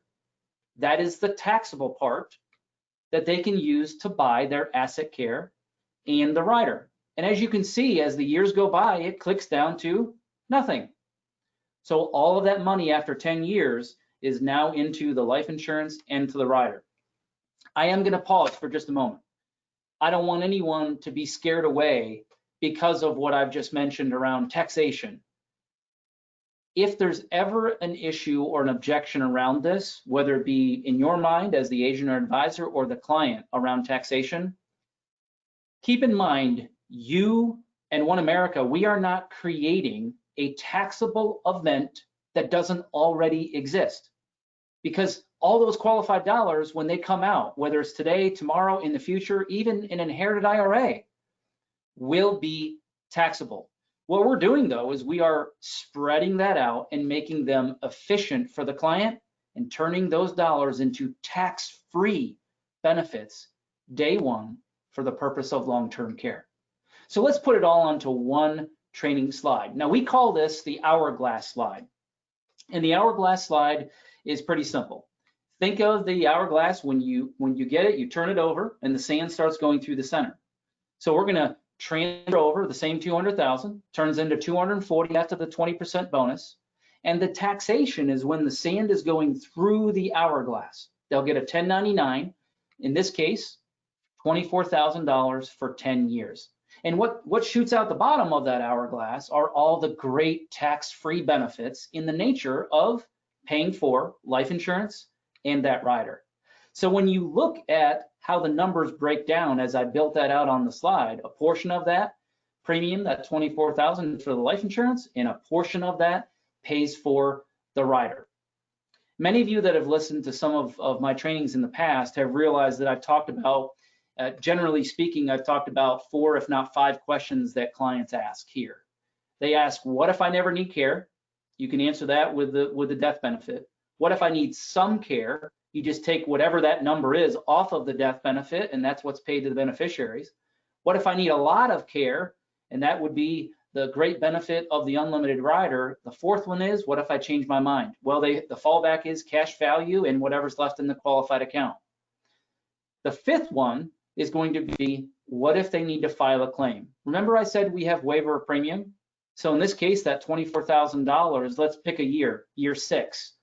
One of the spouses needs care. That $24,000 is waived. That gets redirected back to the client. That's very, very important. Okay, let's add a couple of additional sales ideas. So with the Secure Act, and I know that's been somewhat buried here this year because of, unfortunately, COVID-19.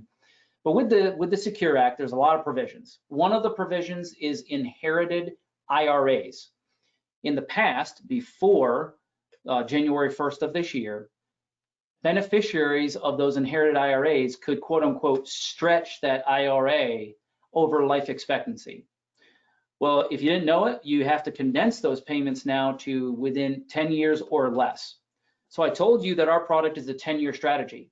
It fits perfectly into that. And so we're not saying take the entire inheritance of the IRA into our product, but take a portion of it. And that portion of that can help turn those dollars into a leveraged benefit for the client. So if that's the child and they're in their 50s, there's a good chance they haven't done anything for long-term care. So why not do that? The next sales idea, and I'm almost finished, I promise, we're going to turn it over to Joe right now, and that is using long-term care planning for generations with qualified accounts. Here's what I mean. What if we thought about parents, meaning parents, and I'm going to just throw out an age, 70 plus, where they have a lot of qualified money and they're at that point where they're trying to do estate planning. In that scenario, because they're looking at taxes, they're looking at future generations of what's going to happen to the money. They worked hard for that money.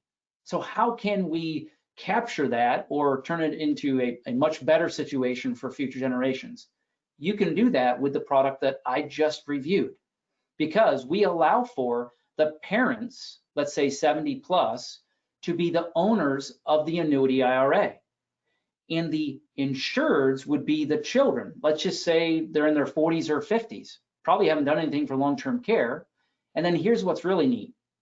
Now, we're not telling you you have to do this, but you can now add a 3rd generation, make the grandchildren the beneficiaries of that asset care life policy. So if the children that are in their 40s or 50s throughout their life never need care, now the grandchildren are going to have that death benefit paid to them.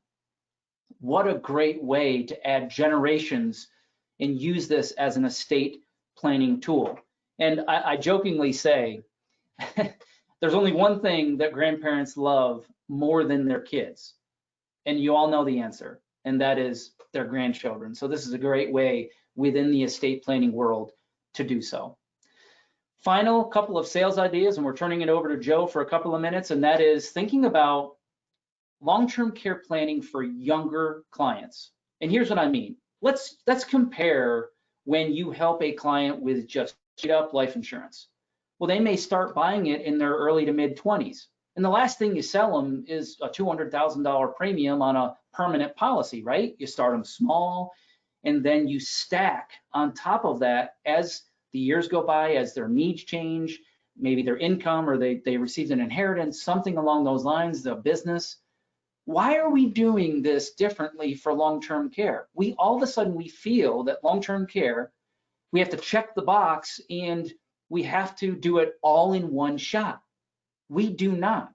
So consider stacking different plans as ages go by and have a full comprehensive long-term care plan. And yep, here comes the shameless plug. There's no better place to do that than with OneAmerica.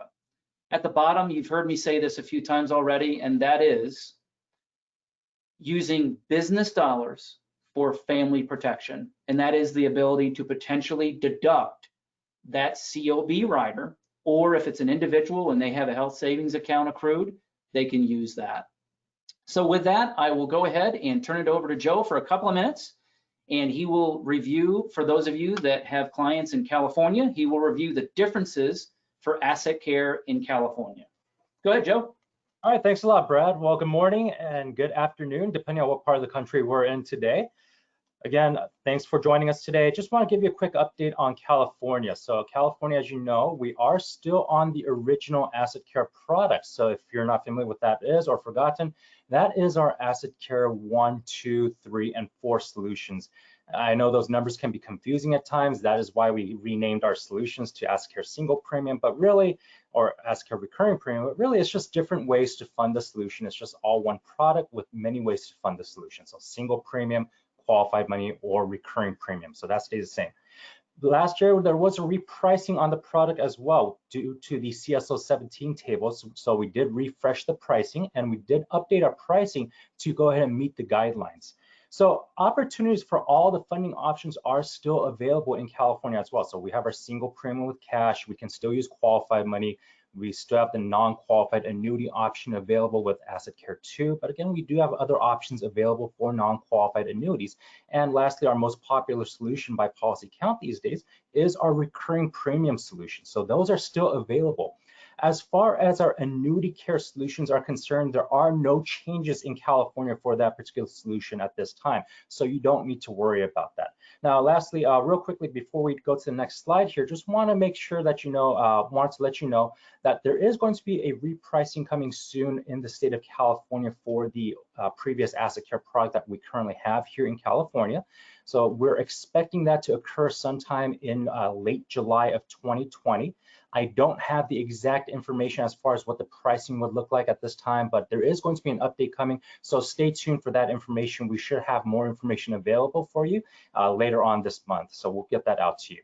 Now let's look at the asset care differences in California, how it differs compared to the asset care product that was released to the remaining 48 states in the US. On the recurring premium solution and on the COB rider, it is still pay to 100. So instead of pay to 95, we are at pay to 100 for our solutions on asset care and the COB rider. The waiver of premium provision is only built in on the COB rider. So on the AOB, there is an optional waiver available for additional premium. So keep that in mind. Now, the elimination period is slightly different within California. On California, the elimination period is still 30 days for home health care and 60 days for all others, but those 30 days counts towards the 60 days for the facility care as well. Qualified money, we have two options available as far as using qualified money goes. We have the previous Asset Care 3 solution, which is still available. It wasn't as popular as the new annuity funded whole life solution maybe, but it is still available for many people to utilize if they're over 59 and a half. And we have the other option, which many people have been utilizing, which is using a SPIA to fund Asset Care 4. And many people have been utilizing that solution with great success. So if you'd like more information in regards to that, please get in touch with your back office or reach out to your regional sales director for Care Solutions, and we'll be more than happy to walk you through on how to set up using a SPIA to use our qualified money into Asset Care 4. Lastly, in California, one difference is that there is informal care provision that is built into the solution. So that means having a non-licensed or non-skilled caregiver providing care as long as they are non-family members, and they can be reimbursed for that as well. So those are the differences in California at this time. But again, as we have more updates available in California, we'll go ahead and get that released out to you as soon as we have that information. So at this time, we'll go ahead and turn it back to Matt, and thanks for your time today.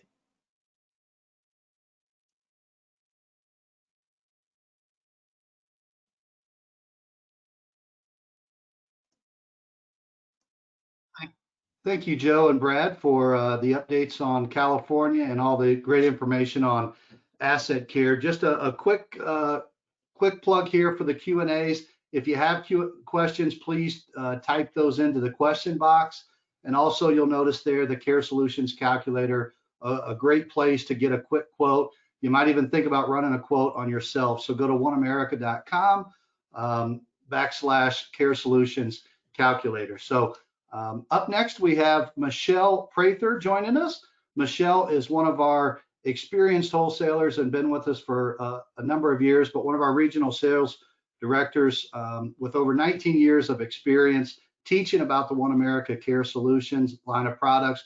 During her years with OneAmerica, she has been a keynote speaker for many large organizations, large conferences throughout the country, conducted numerous client seminars and workshops, and taught and trained many financial professionals the art of having the long-term care conversation. She spent her entire career in the financial services industry and joined the Care Solutions team as an internal wholesaler in 1998. So please welcome Michelle Prather. Thank you, Matt. First of all, I've had quite a bit of coffee, so I am excited, but I'm also jazzed up on coffee. So this is going to be a great session. I'm really looking forward to talking about our annuity options. So tax deferred to tax free for LTC is what this is called. So a couple of things when we think about using annuities, the annuity marketplace, they're typically purchased for a few reasons. One might be for growth. The tax deferral obviously has been a very attractive feature for a lot of clients. The guaranteed lifetime income streams that you can find with these options, or if you annuitized these annuities, but then also the catastrophic illness. So a lot of clients, and we'll talk about that in just a moment, bought it for a specific reason. But here's the question today: is the client's non-qualified annuity where it really ought to be? That's the question that we all should ponder, because there's a lot of annuities sitting idle. It may be specified for that particular purpose, but maybe it's not in the right spot to generate enough for what they may need it for. So let me paint a picture. Let me show you this massive opportunity that you have in front of you here today. So there's $2 trillion in retirement annuities in our space, 95 billion in variable annuities, 100 billion in fixed annuity sales in 2017, and the average age is dropping for those that purchase non-qualified annuities. So we really know what the opportunity is here. It's right in front of our face. But I'll also share with you a little insight over the past 10 years. So a lot of people had money sitting in the bank, and they may have had it in a CD, they may have had it in cash, but they were able to earn a little bit more return than what we're seeing today. We like to tease and say that you're able to earn point squat in bank accounts right now. I think that's actually what they wrote on the chalkboard outside the bank, but nonetheless, as clients would come in for their CD renewals, they would find out that it was quite a bit less than what they had. And so they would ask maybe the person there at the bank, is there another option for me to get a higher rate? And of course, the person at the bank would say, you know what, as a matter of fact, there is, and we can make your money tax deferred. So a lot of that cash started moving over into annuities, let's say over the past 10 years specifically. So they were moving it for the tax deferred and for the higher rate. Seems like nowadays clients are more concerned with return of their premium, not necessarily return on it when we talk about money at the bank. So here's something to ponder, a couple of questions for you. How many people are actually going to pass away with these annuities in force? How many, if they did buy an income rider on an annuity, which for many that was a very attractive feature, how many are actually turning those on and using that for income? And a lot of the income riders that we have seen in the past, 4, 5, 6% may seem really good, but I'm going to show you another way here in just a moment. So according to a Gallup poll of non-qualified annuity owners, 83% said that they intended to use that annuity to avoid being a financial burden on their children, and 73% specifically stated that they would use it to avoid or to pay for a catastrophic illness such as nursing home. So this, my friends, should be the easiest conversation that you have with clients. If they have an annuity, they're already, most likely, they're already intending to use it for what we're going to talk about today. So that conversation should be very easy. So here's a question that you can ask these clients. Well, first of all, do you have annuities in force that you're not currently using for income? And if you do, are they earmarked for something specific? That's a great way to get the conversation going, to get them to talk about why they have that annuity in force. So the Pension Protection Act, Elaine had touched on this a little bit earlier. So these annuities started in 1998. And so our first product is annuity care, and we'll talk about that, and I'll show you an example. You're going to love it. But it started in 1998. Well, fast forward to 2006, the government recognized that there were a lot of annuities out there that maybe we could give some tax incentives to clients to encourage them to plan for long-term care.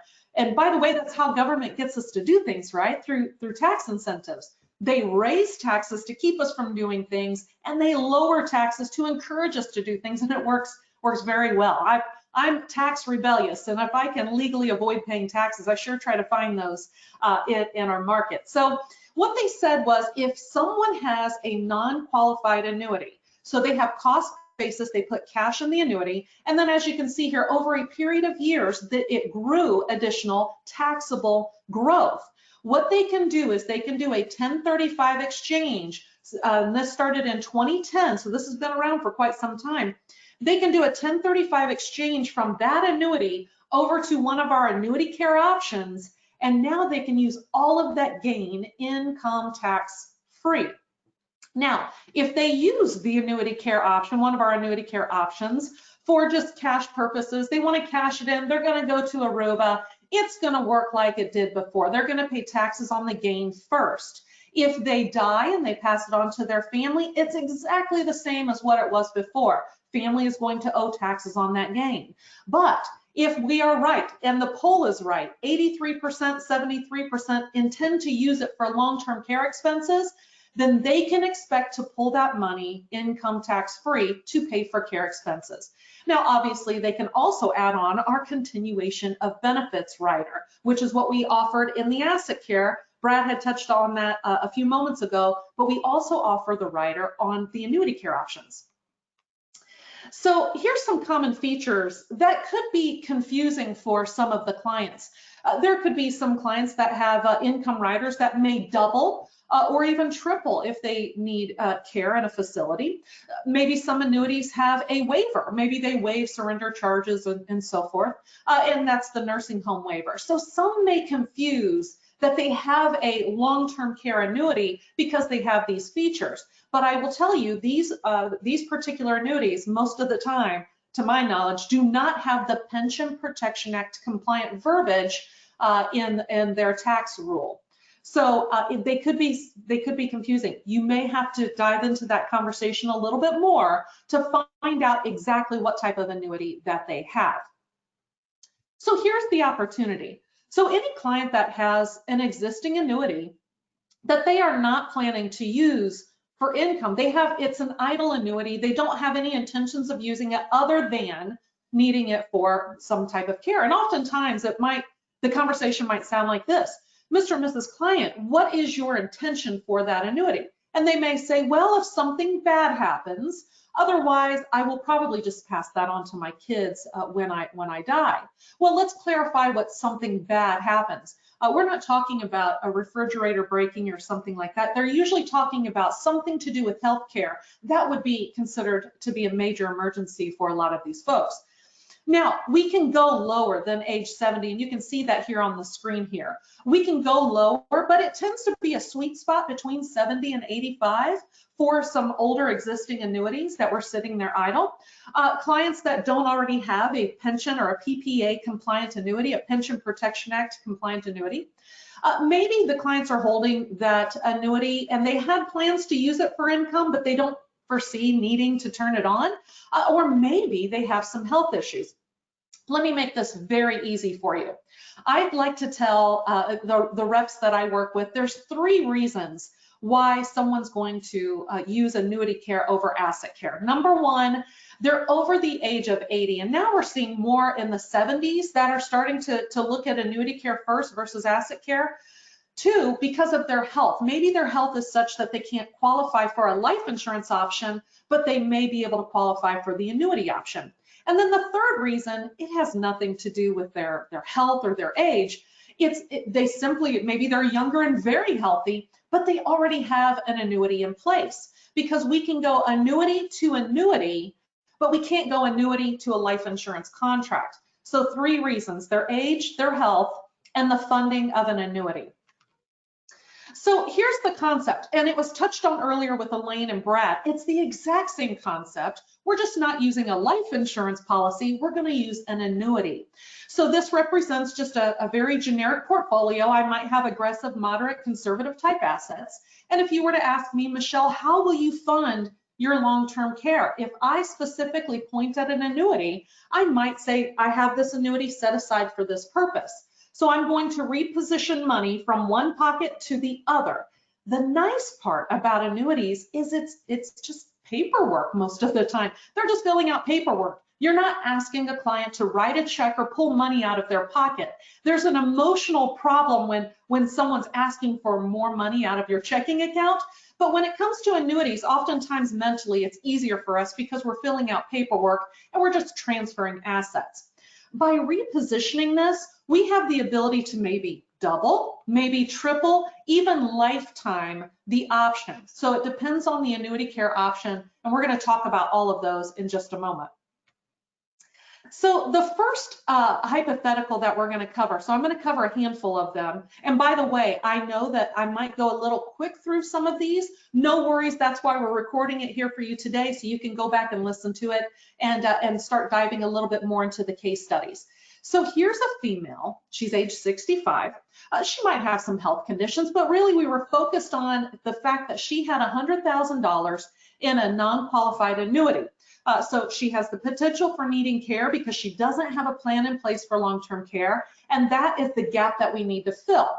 And cash value might be, as far as growth, maybe secondary to her. It was really the leverage that she was looking for her care.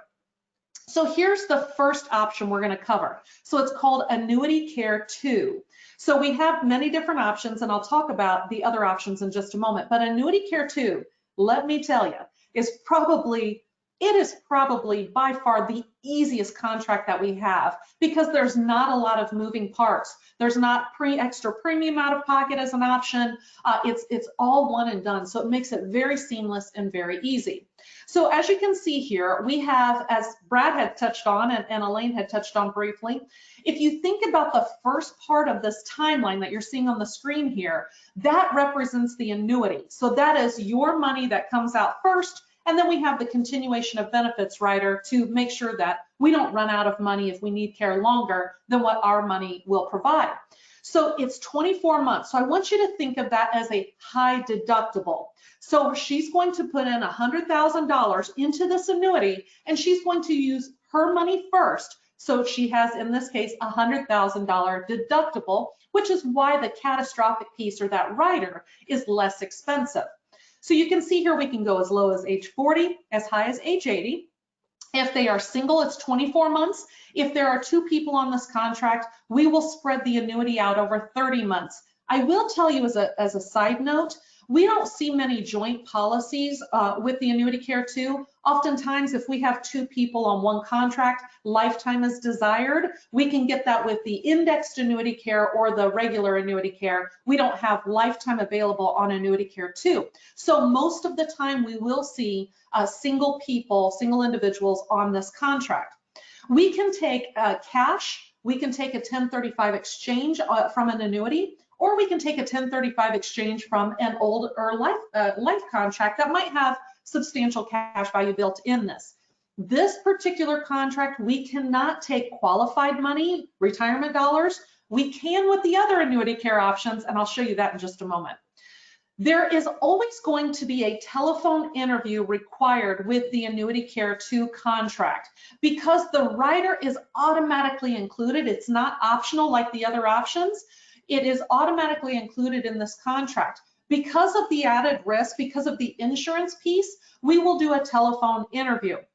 Now, the neat part about this telephone interview is there is no other requirements required. There's no other requirements. No labs, no physical measurements, no APSs or attending physician statements.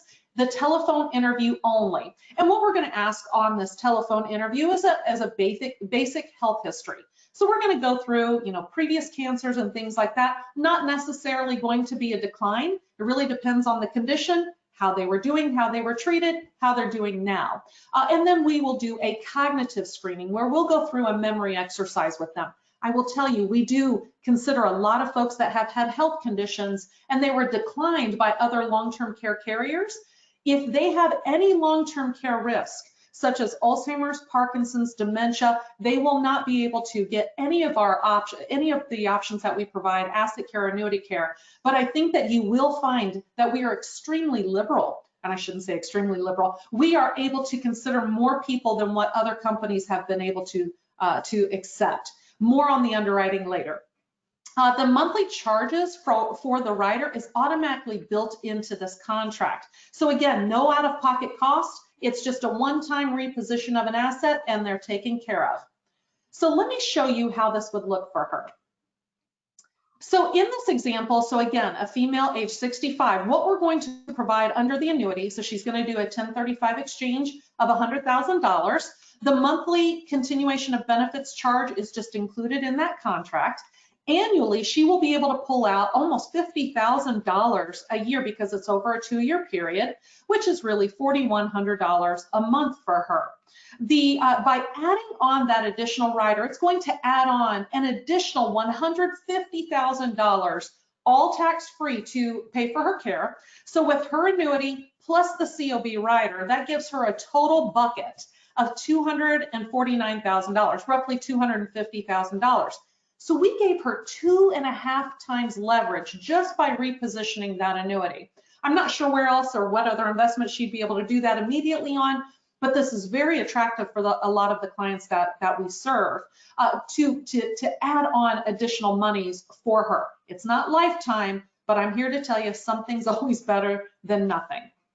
So this worked out really well for her. She just wanted to reposition and be done with it. So let me show you just quickly the illustration. So you can see here the accumulated value. I am going to tell you, and I say this to clients all the time, these contracts are not designed to make you rich. They're designed to keep you from becoming poor. They are designed to be created to create a larger pool of long-term care income specifically designed to pay care expense bills. So we have accumulation buckets and we have income buckets. Consider this to be an income bucket to pay those bills. The cash surrender value, there is a 9-year surrender value, so you can see that it does equal out here in year 10. The third column here, this is their live column. So this is what they would actually have access to if they need to turn it on for long-term care. Now remember, this bucket is also income tax free because they're pulling it out for qualifying long-term care expenses. Once this column has been exhausted and they've used all of that, that COB column would kick in and continue paying for an additional 36 months. So here you can see it's the LTC annuity added with the COB balance would give the total balance of $250,000. Again, by far the easiest contract that we do offer. All right. Now, this is by far my favorite policy. So I am so excited to teach you about our indexed annuity care. We are the first and still the only fixed indexed annuity with Pension Protection Act LTC benefits. The reason why we wanted to develop this was the growth in the indexed annuity market was very obvious. So a lot of clients wanted to have upside potential with market adjustments, but they didn't want any downside risk. That's the beautiful part about indexed annuity cares is they're not, or excuse me, our indexed annuity care, they're not going to lose any money. They do have the opportunity to grow. So let me show you how this would work. So it's the same concept. You're going to go through the annuity first, and then you have the option to add on the riders. So the riders are optional. So let's first focus on the annuity. If it is a single individual, it will last for 24 months. If it is a joint contract, so maybe a spousal situation, then it will last for 30 months. So we can go as low as age 40. Check this out. We can go as high as age 85. Believe me when I tell you, there are a lot of clients that are in their 80s and they are concerned with long-term care and they have no idea that there are options out there for them. I'm here to tell you, we have something. So it's a fixed indexed annuity. It has upside potential, no downside risk. The cash premium that we can accept in this, so we can accept cash, 1035 exchange from another annuity over to this annuity or a life policy. We can also use qualified money. Now, remember earlier, the Pension Protection Act only applies to non-qualified annuities, but that's okay. We can still use qualified money here. It's just not going to be taxable, but it's not taxable where it is right now either. So they could still use qualified money in this, expect if they take, or when they take distributions out of it, they're going to pay taxes, but we can still add on the lifetime rider. So I'll show you. And then if they only wanted the ability to use their annuity tax-free, so they only wanted to move it over to the base only indexed annuity care, there is no telephone interview required at all. It's just an application only. Now I will tell you, there are some knockout questions on that app. So you can ask for a copy of the application so you can see those, but I'll run through them very quickly here for you. So one, they're going to ask, do you use any assistive devices such as a walker, wheelchair, oxygen, things like that? Do you currently need help with your activities of daily living? Have you been, or do you currently have Alzheimer's, Parkinson's, dementia, MS, or ALS? Do you have HIV/AIDS? And or are you currently on Social Security disability? If they can answer yes to those, do not apply for this because those are our knockout questions. If they say no, they probably have a pretty good shot at getting this. We will do a prescription drug check, but that doesn't include anything for the client. The client doesn't need to do anything at that point. Now, if they want to add on the rider, here's the options. They can add on another bucket. So let's say that they moved $100,000, they could add on another $100,000. They have the option to add on another 200,000. So with their 100 and our 200, that would give them 3 times the value, or they could add on lifetime coverage, which is by far our most popular option. So we can pay for that rider in a number of ways, and I'll show you a couple of different ways and reasons why a client would choose one way over the other. So they could pay for that rider lump sum. They could pay for it out of pocket. They could pay for it annually, over a 10-year or a 20-year pay. The premiums are rate locked. They are absolutely guaranteed that they will never change. We can never change the benefits and we can never change the premiums because they're filed as non-cancelable premiums. So that says we can never change them. If they want the rider, then it goes back to just doing the telephone interview for the underwriting where we'll do a medical history, as I mentioned earlier, and then of course a cognitive memory test. All right, so let me show you this, this case study. So here's a female, she's age 72. She has $200,000 in an existing annuity, non-qualified annuity, and it's earning a 3% minimum rate guarantee. Now the interesting part about that is if it's earning a 3% minimum interest rate, it's very difficult to move that to a new annuity that's paying maybe 1%. Because of suitability reasons, we have to prove why that's suitable for her. Well, let me tell you, I have not yet seen us decline one of these annuities from being moved over for suitability reasons. Because if you can say that a senior client doesn't have long-term care, has an annuity, they want to use it tax-free and add on lifetime long-term care, that would be absolutely suitable for them. So we can move 3% minimum interest rate annuities over to our annuity care options and it be suitable. So let me show you how this would look for her. So the first option that we're going to cover is, what if she just wanted to use her money tax-free? So I'm going to show you just a base-only annuity and why it might work for her. So if she moved over her $200,000, so doing a 1035 exchange, it would allow her to pull out $100,000 a year for 2 years because it's 24 months. So it's really going to provide her $8,300 a month tax-free. So it's just using her money tax-free. Now, why would this make sense to her? Well, let me show you the cash value. So this is showing you the absolute worst case scenario. We are showing the guaranteed page of this illustration. So you can see here the account value just remains level. Of course, there would be a surrender charge. It's a 9-year surrender charge with this contract. So you can see that it equals out here. The LTC benefit balance. Now, this is kind of interesting.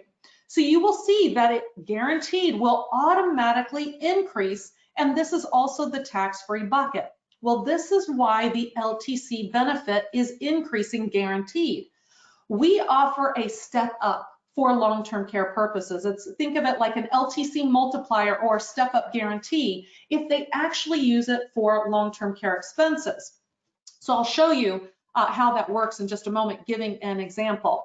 Here would be the non-guaranteed rate. So this is just based on what's happening right now. So you can see it's a little bit more growth because we are basing it on what we're paying out right now. Most of the time, especially when we're talking about long-term care, clients are making assumptions based on the guarantees, and they want to see worst case scenario. So we do show the guarantee, and then of course what they would earn right now. So let me show you how this works, this LTC step-up multiplier. So this is an excellent diagram. This is also in the consumer brochure, so it will help you to be able to explain it to a client. So this is how we're going to show the step-up or this guarantee. So we're going to calculate two numbers. So let me go through this example with you. So Mrs. Smith purchases an indexed annuity care contract with $200,000. She has taken no withdrawals. Now, 15 years later, the account value has grown to $300, and now she needs to turn it on for long-term care. So as soon as she contacts us and she starts the claims process and it's approved, here's what's going to happen. We're going to look at two different numbers. So first, we're going to take her account value, which is $300,000, and we're going to go by this column. So it says the account value multiplier. So in year 15, we're going to multiply her account value times multiplied by the 1.15, giving $345,000. Then we're going to look at what she put into the contract. So just in case her account never grew, we want to make sure that they still have growth for long-term care. So we're going to look at the $200,000 that she put in, and we're going to multiply it by the second column, which is the single premium factor. Year 15 is 1.35. Making that 270. Whichever is greater is now her long-term care bucket. So because it's greater, the 345 is what she's actually going to have for her long-term care. So it works out really well. She didn't have to pay for this. This is automatically included with every single contract. All right. So here's the advantages to a base-only annuity. So one, she's automatically going to get that guaranteed step-up multiplier for free. We don't charge anything for it. She has the ability to use her own money, penalty-free, no surrender charges over a 2-year period. So you can kind of think of it as a 50% free withdrawal provision. There's no telephone interview required, and she can use her money tax-free. But there's one more that's not on the screen. So this is the number 5 reason. The free bill administration that we will do on her behalf. So most of the time when we go into claim situation, our clients will choose to have us deal directly with the provider. So the provider will send us the bill, we look through the bill, make sure it's correct, and then we pay the provider direct. This is a wonderful thing. It's all free. We do it for the clients so that their children don't have to. It's one less thing that their kids or families or friends, family members or friends will have to do on their behalf, is to, look through the bill, make sure it's paid on time, write checks, especially if maybe they have children that live in other states, they live in other areas. This may be difficult. So it's just one less thing that the children have to do, and one more thing that we're willing to do for them. Okay, so let's move on. Same client. So she's still age 72. She still has the $200,000. But she would like to have lifetime coverage. She thinks that it's very important. She wants to make sure she's covered just in case for a cognitive issue like an Alzheimer's, Parkinson's, or dementia. So here's what we're going to do. We're going to do a full 1035 exchange of the $200,000, but we're going to break it up. We're going to have it pay for the base annuity. We're going to have the other piece pay for the rider one time, so she has no premiums coming out of pocket. So what happens is we're going to put 146 in the annuity, and we're going to take $53,000 out to pay for the lifetime rider. Now, I'm sure you're saying to yourself, because I can hear it through the internet, well, my goodness, Michelle, if she took $53,000 out of an annuity, wouldn't that cause a taxable event? No, not in this case. Typically it would, but in this case, we're doing a partial 1035 exchange into the life insurance, or excuse me, the lifetime coverage piece. So it is not a taxable event for her. She is not going to get a tax bill. What does this provide for her? It's going to provide for her an income stream for long-term care expenses at $74,000 a year forever, tax-free for her care, which is really $6,100 a month that she cannot outlive. So here's my question. What kind of interest rate would she have to earn on $200,000 every single year to guarantee $74,000 every year, year over year guarantee? She would have had to have earned 37% year over year guaranteed tax-free to get the equivalent of what we're able to provide. Now, obviously, we're not paying 37% in this annuity, but what we're saying is this is the rate equivalent that she would have to earn elsewhere. Or do you know of any income riders out there paying 37%? Remember back to the beginning, the majority of the clients that have these annuities already think to themselves, I'm going to use it for long-term care expenses. What better way to create an income stream that they cannot get anywhere else, and also tax-free to pay for those care expense bills? Now, maybe this client starts to look at the annuity and she sees that the annuity is only valued now at 146, and she just really has a difficult time wrapping her brain around the fact that it's only valued at 146, passing on to her family when it was 200. Because remember, we pulled out $53,000 to create $74,000 every year. Nonetheless, we have another option. So what if we took this exact same client, and instead of breaking up her $200,000, we took all 200 and we drop it all in the annuity, and we just pay annually for the lifetime coverage? What would that look like? So let's put all of the $200,000 in the annuity, but annually out of pocket, she can pay $68.74 a year. Remember, those premiums are rate locked, so they're never going to change. This is going to create $100,000 a year forever. So wait a minute, Michelle. I can move $200,000 from one pocket to the other, make it all tax-free for care.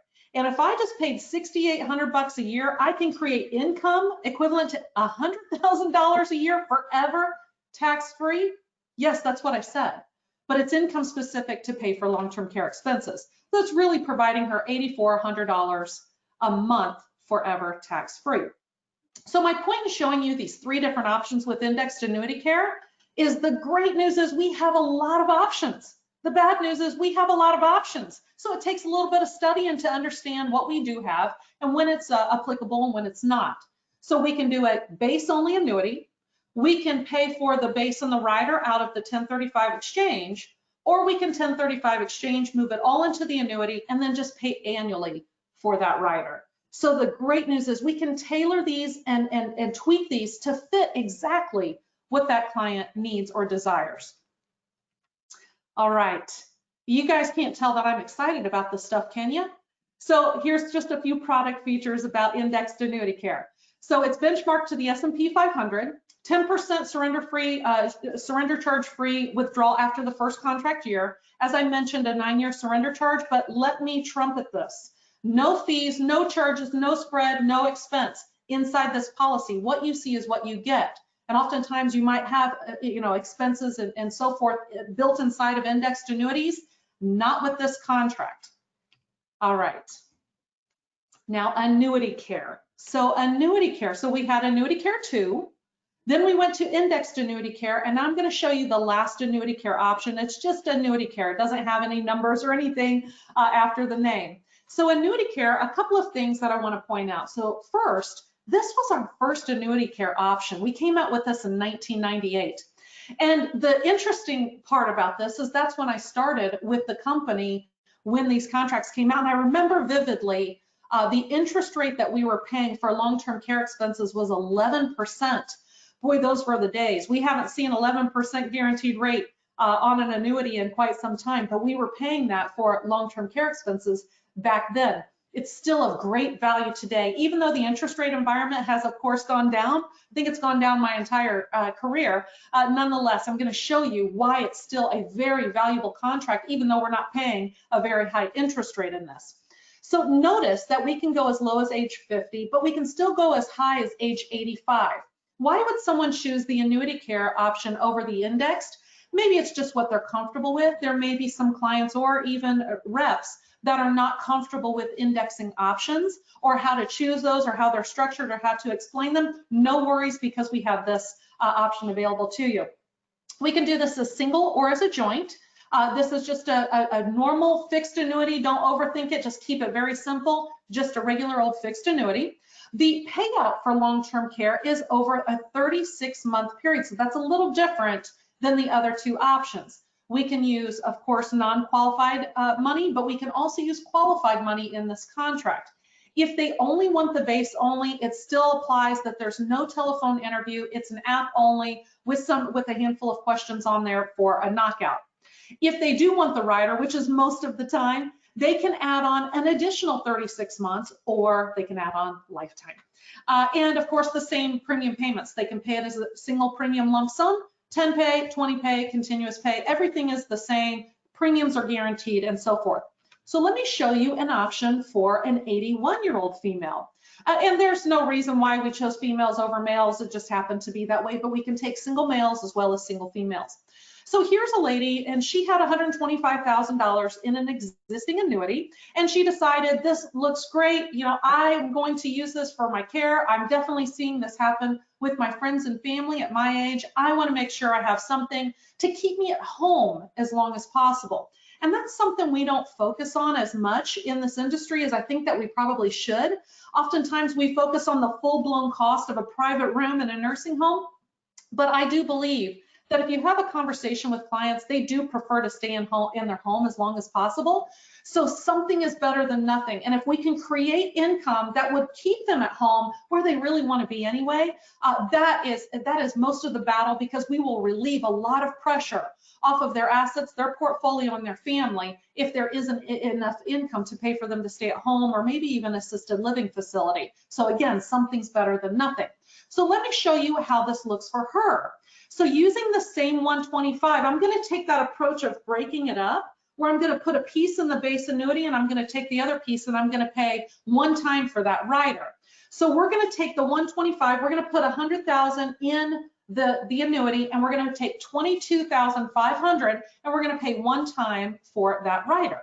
It's going to provide her, just under $36,000 a year, which is really $2,900 a month. So maybe if she had Social Security income or a pension, this might be enough to supplement what she may need for full-blown nursing home care, or this may be enough to provide her care at home, which is only a 7-day wait in this policy. So 7 days and she can start receiving care at home or having it paid.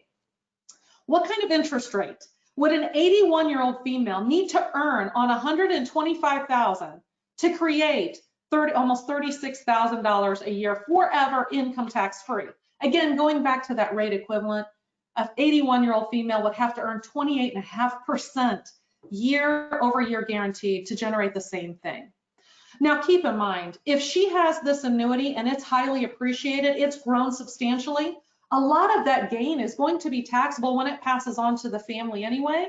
So here we're just pulling out $22,000 that probably would have went to the government at some point, and we're just using that to create a lifetime income stream. So it's just a better way to use those dollars. It worked out beautifully for this lady. She loved it.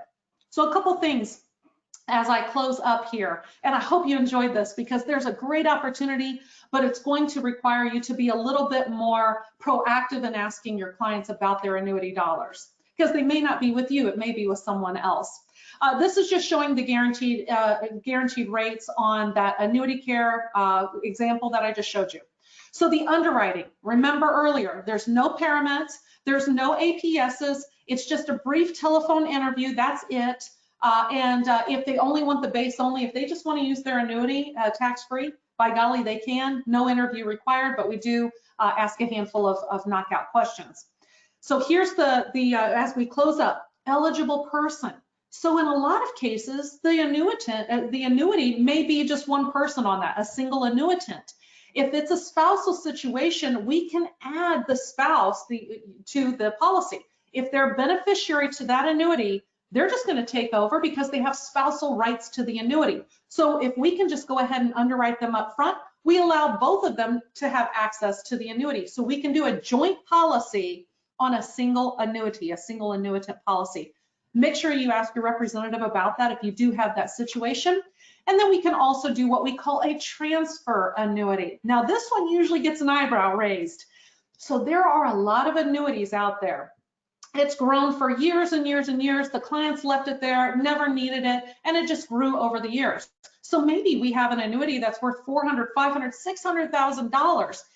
They don't want to move the whole amount over to take care of their long-term care, but maybe the other company that is holding that annuity won't allow a partial 1035 exchange, won't allow them to break off a piece in order to send it over to us. If that's the case, then what you can do is do a full 1035 exchange to OneAmerica, and we will administer the partial 1035 for you.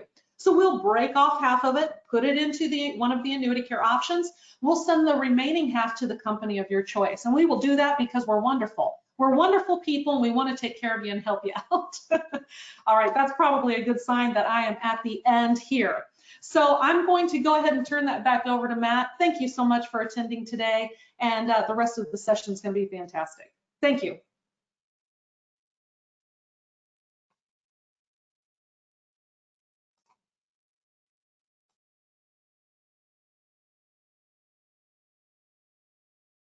Matt, I think you were muted a little. Yep, thank you, Michelle. Sorry about that, everyone.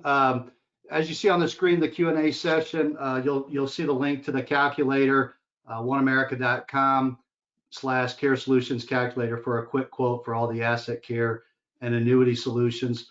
As Michelle mentioned, a lot of opportunities with annuity care and the annuity care portfolio. Thanks for bearing with us. We are up to a break, so we're a little bit more than halfway. Before we get to that break, we're going to do one more quick poll. And as I'm pulling that poll up, please don't forget about those client profile sheets. There might still be a few remaining gift cards available.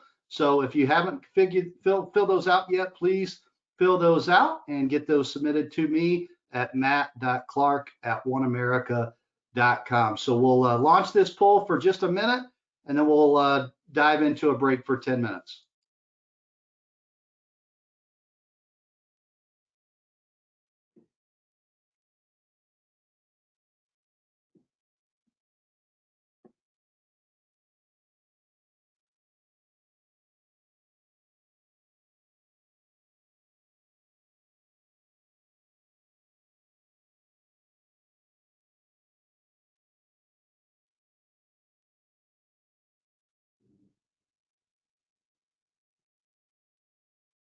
All right, give it about 30 more seconds, getting a lot of votes in. A lot of opportunities, looks like, with some annuity solutions.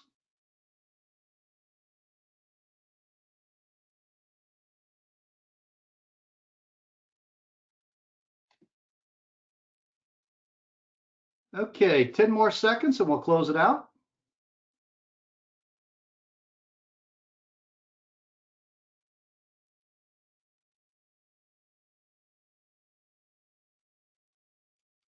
All right, thank you everybody for your time and voting there. Like I mentioned, we are up for a break, so we have a 10-minute break. So refill your drink, use the restroom, and we'll see you back in 10 minutes.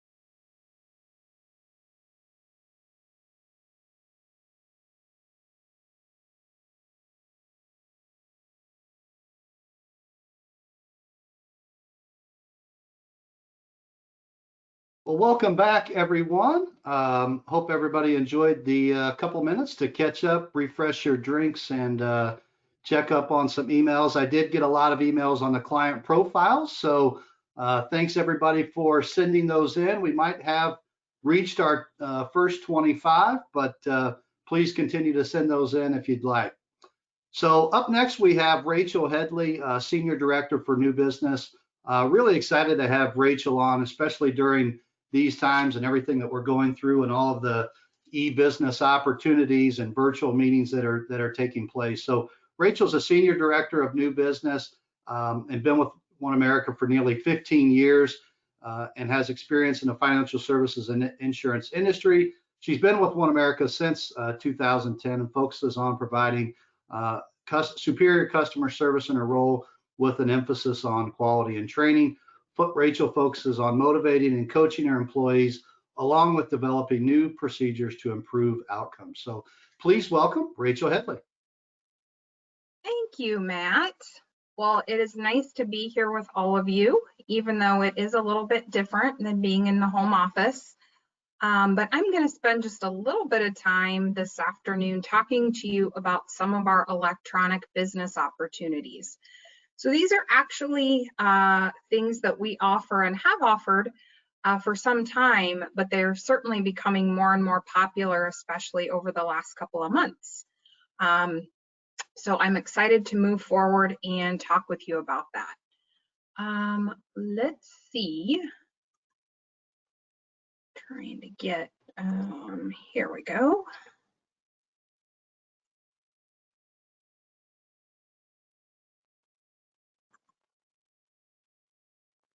There we go. I apologize there. So what I'm going to talk about first is our electronic application. And as you might imagine, with all things electronic, there are some benefits, but particularly with our e-app, I want to highlight a few. So certainly with, having the ability for electronic signatures, it eliminates the need to have an in-person meeting.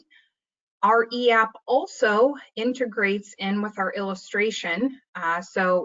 Oftentimes, starting with a quote is the first step, and then you can simply input that over into the e-application. And that really takes some time out of you spending in terms of running numbers, inputting product selections. It really eliminates at least one screen in the process, which is really nice. I talk about the accuracy with electronic app. It's going to take a lot of the questions out for you. So for example, you won't need to know what product or what state necessarily has their own forms. You will simply, when you input either the quote or you go to input the client information, all of the correct forms will populate for the right state and the right product. As well, once you put in information one time, it's going to carry that all the way through. So one of the common NIGOs, believe it or not, that we see quite a bit is the date of birth gets transposed throughout either the application and the HIPAA authorization. So with e-app, you input the information one time and it carries through. A new enhancement that has gone in the last month or so is there is now the ability to auto order the telephone interview that is needed when applying for the asset care or annuity care products. Previously, that required a phone call to get that ordered and scheduled. Now that order button is a part of e-app. Once the button is pushed, the order is placed electronically, and the client actually will receive an email to schedule online. So it's really slick. And the last piece to highlight is just because of the speed of getting the paperwork in good order and the home office receiving the paperwork right away, it does reduce processing time for between anywhere from 2 to 5 days. So we're all about saving time. Certainly anytime you can do that, it helps get the client their coverage and it helps our agents get paid quicker. So the next piece that we will talk a little bit about is just kind of how you access our electronic application. So we actually offer a couple different options. The OneAmerica website, for those of you that are familiar with it, is called OneSource Online. And this is really a website that agents or back offices can go to view a lot of different information related to selling and pending business. So if you're familiar with this website, you can access our e-app from that. Keep in mind with OneSource Online, you do have to be an appointed agent, and there is a user ID and password. So we learned, of course, that not all agents have an appointment with us. And so we really wanted to create a solution that any agent could access as soon as they were ready to move right into a sale. So for those of you that are familiar with the Care Solutions rate calculator, there is a link in the top right-hand corner that you will see a little blurb that says no user ID required, and then there's a link that will take you right into the e-app. The last option is if your back office or your agency is an IGO subscriber with iPipeline. So IGO is sort of the generic term that iPipeline uses, and multiple carriers are available on this platform. OneAmerica can be turned on as a carrier. One point of clarification that I always want to make sure to highlight is with the calculator site, the current functionality does not allow for a save and return. So if you are going to access the e-app from the Care Solutions calculator, you're going to want to make sure that you are ready to move from start to finish in the process. The good news is I actually have a little prep sheet, and this was really created based on feedback from our field force and our distribution partners. And what this really does is allow the agent or the back office or whomever to collect information up front so that they can go in and do move through the e-app more quickly. So this is pretty standard generic information. It's not pertaining directly to the product or to the sale necessarily. It's client information, beneficiary information, demographic information, and then it will also allow you to collect information on the replacement section. So that is really helpful, again, because we're often asked, you know, how do I kind of move through that, have the information, especially if it's in kind of a one-on-one setting, even virtually with the client. So this is a great resource. I'm going to highlight at the end where you can find a lot of these resources that we've created. The next and kind of final step of the process are just the signature options. So email signature, which is probably the most common, is when an email link is sent to the client and the client then accesses the e-app through that link. So they are asked for the last four of their social, and they will have the ability to open up the email and look at all the paperwork they've completed. Once the client has signed electronically, then the agent will receive notification via email. The agent will then go in and sign electronically as well. So again, this is probably the more common option. Another option, if you do happen to be in a face-to-face meeting, which I know we're not used to hearing that right now, is simply at the end of the e-app to turn the computer screen. There are a couple disclosure questions and acknowledgement questions that the client signs, and then they kind of acknowledge that, and it affixes their e-signature to the app that way. So both of those are electronic. Once the signature process is completed, all of the paperwork comes to the home office automatically. So it will separate out kind of paperwork that has to come to the home office. Like I said, that comes automatically. And then it separates out what we call a leave behind packet. And it's in a PDF type format, so you can either print it or you can save it as a PDF and email it to the client. But that contains all of our disclosures Any states that require duplicate forms be left with the client, we bundle that all together, and that is another really just easy way to get them what they need. The last piece, and you know, I certainly don't want to overlook it, is the print and wet sign. So every so often, maybe the client doesn't have an email address.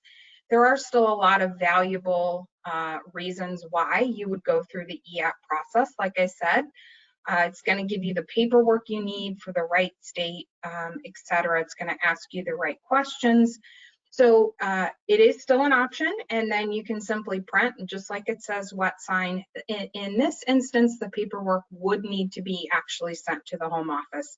Nothing is transmitted electronically. Another feature to highlight in our new business process is e-policy delivery. So we've talked about the front end with the application. Let's fast forward a little bit and get to where we have a policy to deliver. The really big benefit here is simply that anyone involved in the workflow will receive a final signed copy of the policy via PDF. So this is also a platform that we partner with iPipeline on, and it's called DocFast. And there are a couple different workflow methods. We can send to a back office. We can send directly to an agent. We can send to both. And then the agent at his or her step of the process emails it on to the client. Once the client has signed the delivery receipt and any other pertinent documents, the signed documents all come back to the home office again electronically, and the signed policy packet is sent to anyone in that workflow, like I said. And it is customizable, so it can look a little bit different for each customer, which is great. This is also a huge reduction in terms of time to get delivery documents back and forth. So in situations where agents want to deliver the policy and collect premium at the same time, we actually include an electronic premium form in with the policy. So they can review the policy, the client can submit premium, and all of that really can be done same day. So it takes out the mail time, it takes out fax time. It's really a really nice feature. One other piece I will highlight, because this is a pretty popular request, is once the client has an electronic PDF of their policy, they can really share it with beneficiaries who are often children, maybe an attorney, maybe another family member, but they are able to then share. And again, everything is just in a secure document, so it's a really nice feature to have. So I've talked about a couple different virtual tools. Certainly as we've had our virtual environment and opportunities ramp up over the last couple weeks, our team did a great job putting together a virtual meetings playbook, and really includes a lot of information on our EAP, our e-policy, as you just saw, as well as just some other virtual meeting tools. And to access all of this information, you can go to this website, assetbasedltc.com. There is also some training information. So if you've never done an EAP with us before, it's a great place to go and check out some training materials and some tips. We actually have a little how-to video. It's very intuitive, but I think it's always nice to have some materials to help you kind of get the look and feel of what you're going to see. So with that, I will pause and see if we have any questions.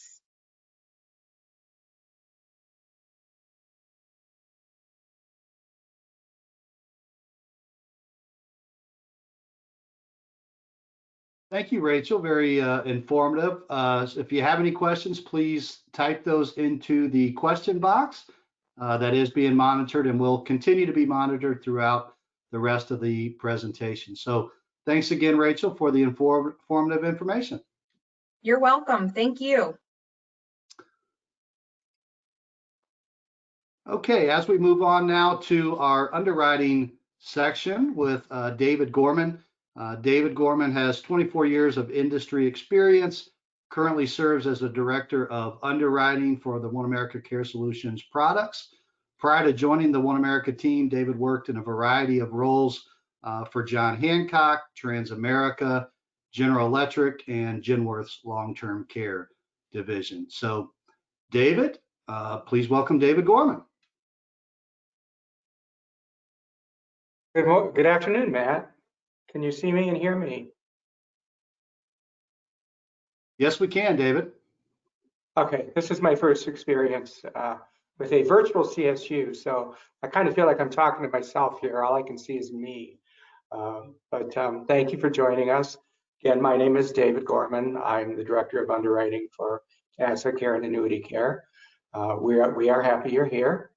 And what I'm going to do is I'm going to show you how to be successful as you navigate through underwriting. So with that,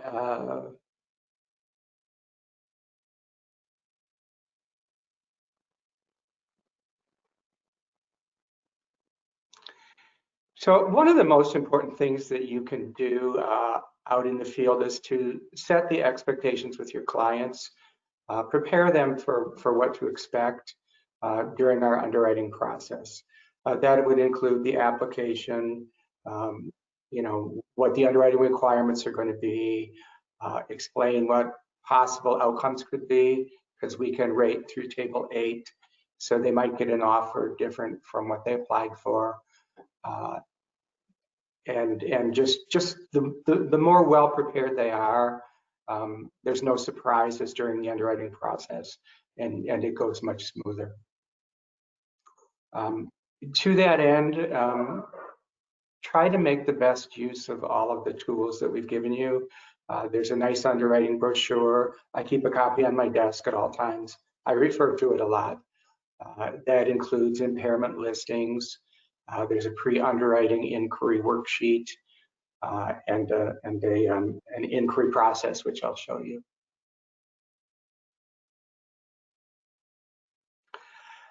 This is a copy of the underwriting guide brochure. This covers both asset care and annuity care.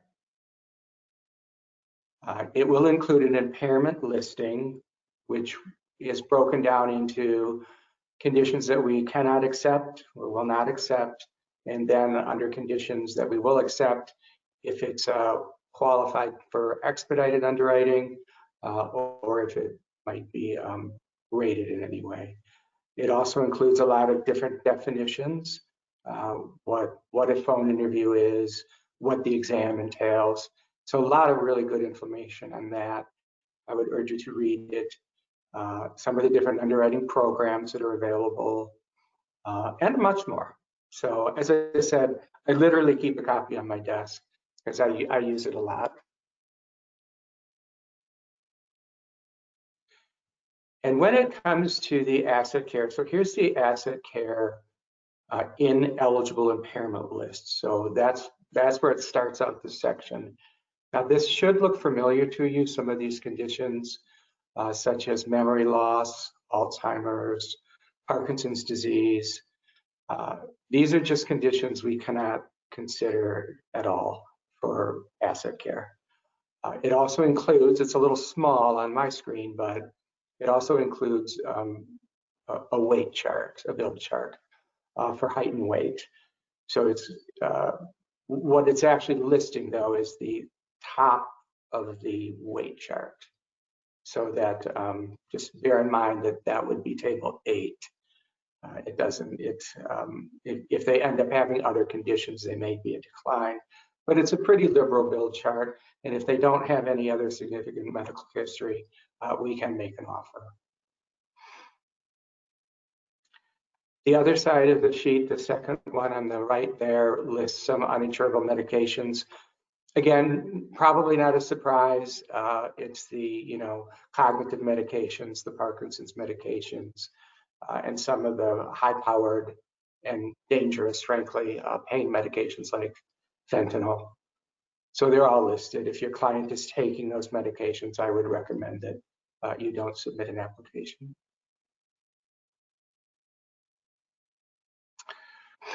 So the pre-underwriting inquiry We call it a PUI, and what this is, it's a tool that you can use if you have a client that has a complicated medical history and you're not quite sure if they're going to fit into our asset care or our annuity care guidelines and be eligible.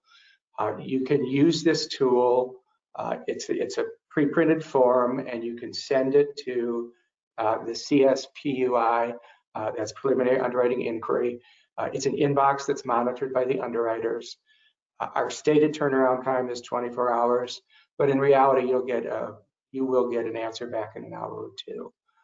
I wouldn't suggest that you would necessarily have to do this for every client that you have or every medical history. It becomes useful if they have one of three conditions which are listed on the next page, I believe. It's coming along with me. If they have any cancer history, diabetes history, or coronary artery disease. Those three conditions are difficult to underwrite because for asset care, remember, we are underwriting both for mortality and for morbidity. So it's very difficult if you send a PUI that says, my client had breast cancer 3 years ago. That's not a lot of information for us because cancer guidelines are pretty complicated, and it's going to depend on cell types and the stages of the cancers. The same would be true for diabetes. I would recommend if you have an applicant with diabetes to get all this information up front when you submit the PUI. Because the more information you can give us, the better answer we can give you what our best judgment is on whether you should submit it and what kind of a rate class they might expect. So those three conditions are important. But again, if you just have a general question or if they just have one medical condition, you don't necessarily have to fill this out. But again, it's most useful in those three. I'm clicking and it's not moving. There we go. So I wanted to talk about the ticket application process for a couple of minutes. What this means is you fill out a ticket, you complete the application, the ticket application, and Rachel mentioned to you how you get that to the vendor. There's a website. You would order and schedule the interview, and then go ahead and submit it to OneAmerica. What our vendor will do is reach out to the client, and they will schedule a time for them to call back to complete the interview at their convenience. It's best if they can do it quickly or sooner rather than later. And it's also much more helpful and it flows much better if they have a time range that they can give. So if your client says, I can only talk at 3 o'clock on Friday, they might not have an opening for a week. But if they say, I can talk to you anytime, Monday through Friday, between 9 and 4, they're more likely to get a very quick phone call. So that's just common sense. But I do realize some people are busy and still working. So they will do their best to accommodate whatever time is most convenient for the client. And then the issue pay, I think Rachel covered a lot of that. In the most perfect world, we can, and we do, about 50% of our underwriting is completed and we're able to make an offer just from the interview.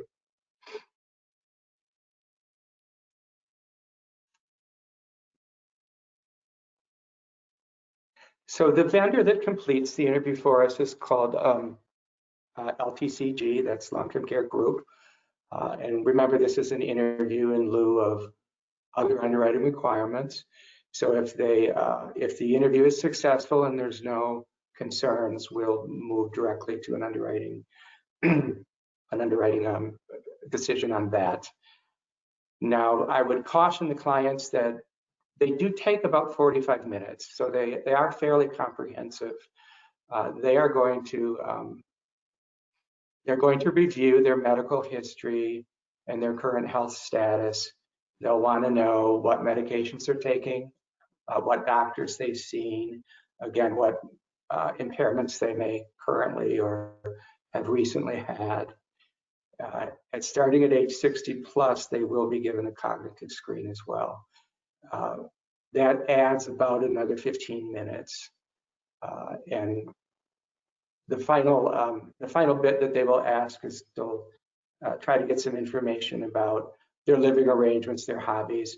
That's designed to give us a picture of the kind of lifestyle they're leading. Just the takeaway from this is if they're over the age of 60, they're going to have a cognitive screen, as I mentioned, and that will add a little bit of time to it. They can be done rather quickly. It kind of goes without saying that the younger and the healthier they are, the faster they go. So once people start having multiple medical conditions and they have lots of medications, they do tend to go a bit longer. So just prepare your client that, you know, of what the realistic time frames may be for their medical history. And again, assure your clients that this is all protected under HIPAA. We don't share this information with anyone.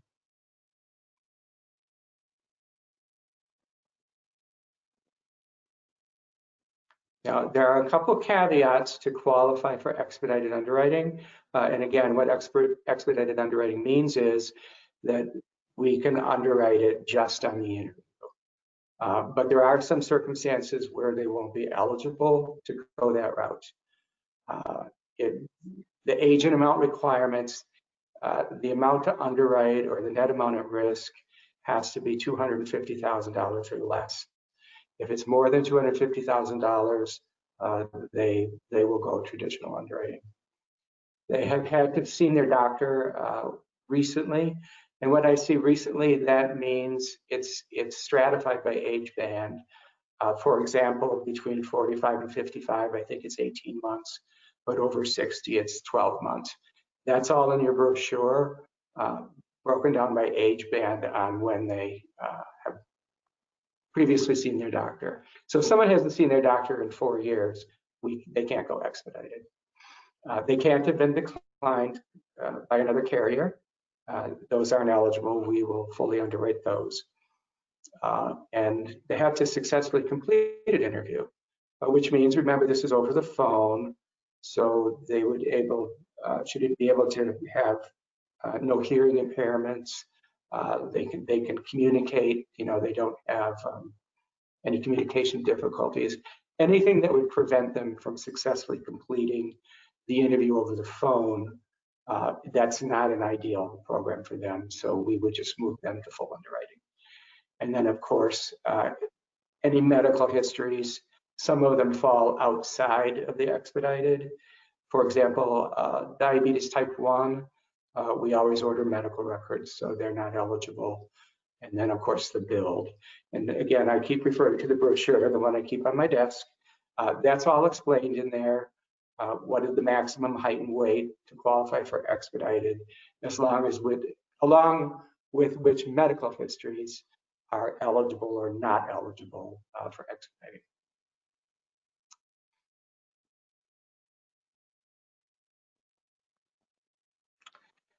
So after we have completed our underwriting, we now come to a decision. Obviously, we can accept the risk and we can approve the policy. If we are unable to offer an asset care policy, the underwriter will automatically underwrite it for annuity care as well. So you may get a message back from underwriting saying, unfortunately, your client is not eligible for asset care, but we underwrote them for annuity care and they are eligible for annuity care. So you don't have to request that. We'll automatically roll into that and see if we can get them an offer through annuity care.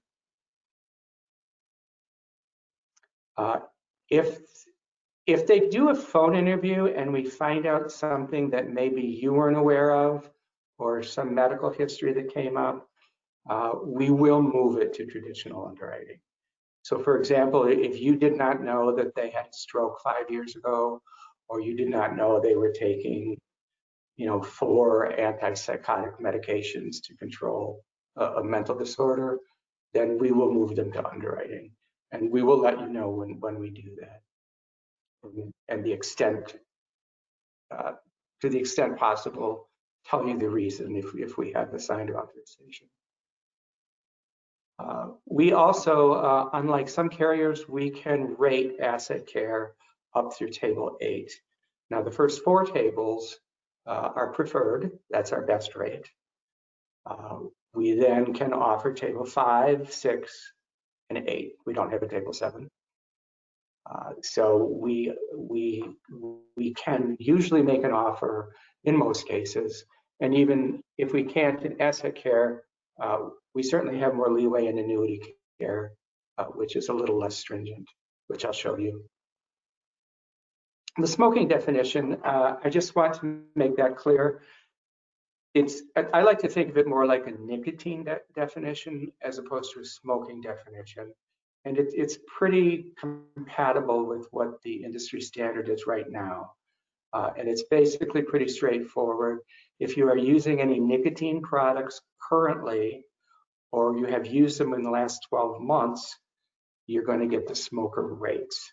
Now, nicotine products could include smoking cigarettes. It could be chewing tobacco. It could be a nicotine patch, nicotine gum. Any nicotine product is not eligible for the non-smoker rates. They will get the smoking rates. If they have not used any nicotine products within the past 12 months, then we can consider them for the non-smoking.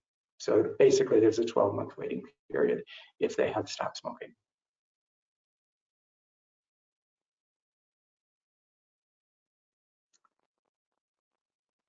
Once we've made a decision, how long valid? The underwriting offer is valid for 60 days.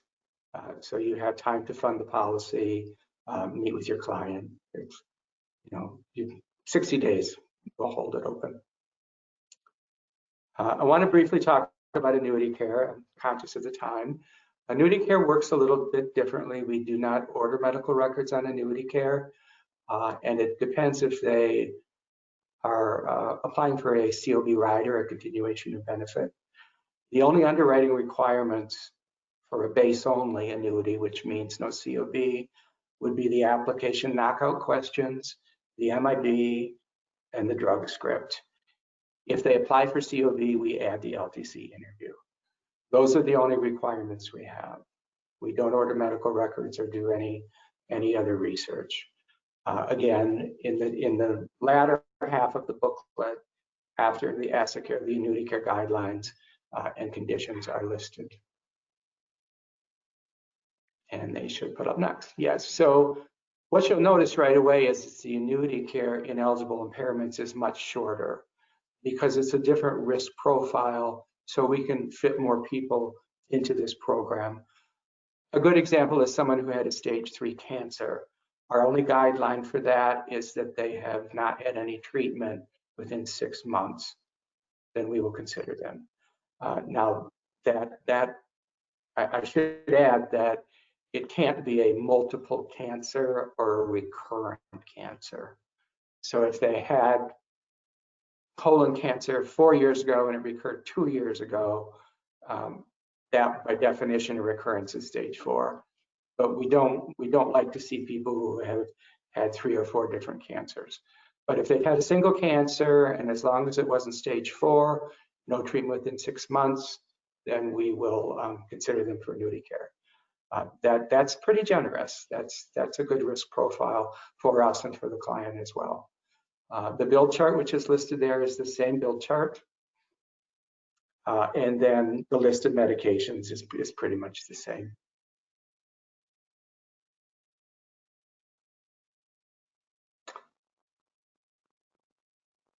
So question and answers. I know it's a little difficult in this virtual environment to ask questions and answers. So, if you want to shoot some to Matt, I did prepare a couple that we get asked a lot when we do it in person. And one of the guaranteed to come up every time questions is marijuana. How do we feel about marijuana?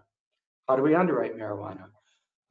Again, I think our guidelines are pretty straightforward and they're pretty easy to understand. So in terms of marijuana, there's a divide, what I call. If you're using it for medicinal use, such as anxiety or glaucoma, or if you're using it recreationally. That's the first determination we make. If you are using it for medicinal purposes, we will underwrite the condition, the glaucoma, the anxiety, to see if it's controlled and stable. If you're using it recreationally, we will review the medical records, and much like alcohol, we're looking for anything, or hoping not to find anything, I should say, that demonstrates any dependence or abuse. So it's kind of that simple.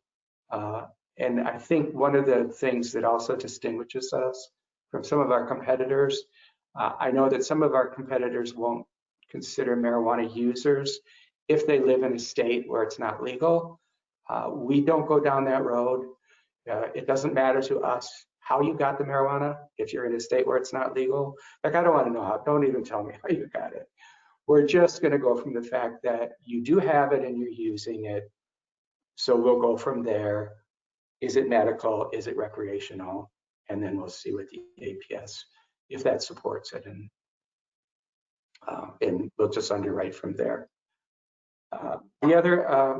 One of the underwriting questions we get frequently now in today's environment is underwriting during the COVID pandemic, which thankfully appears to be leveling off. We will handle this on a case-by-case basis. We are able to do some things to make this easier and to make it a better process for both you and the client. So I would suggest, if you have any concerns about COVID, either if they may or may not have been exposed, or if they're reluctant to go and have someone come into the house, just reach out to us. You can reach out to me or Diane Carpenter. She's another director of underwriting, and we'll work with you to get everyone satisfied so that we can move forward and underwrite it, if at all possible. The only other thing that I get asked a lot is, how many underwriters do we have? We currently have 12 underwriters. They are all remote except for one. She works in the tower in Indianapolis. And our underwriters range from Connecticut on the eastern seaboard all the way through to Salt Lake City.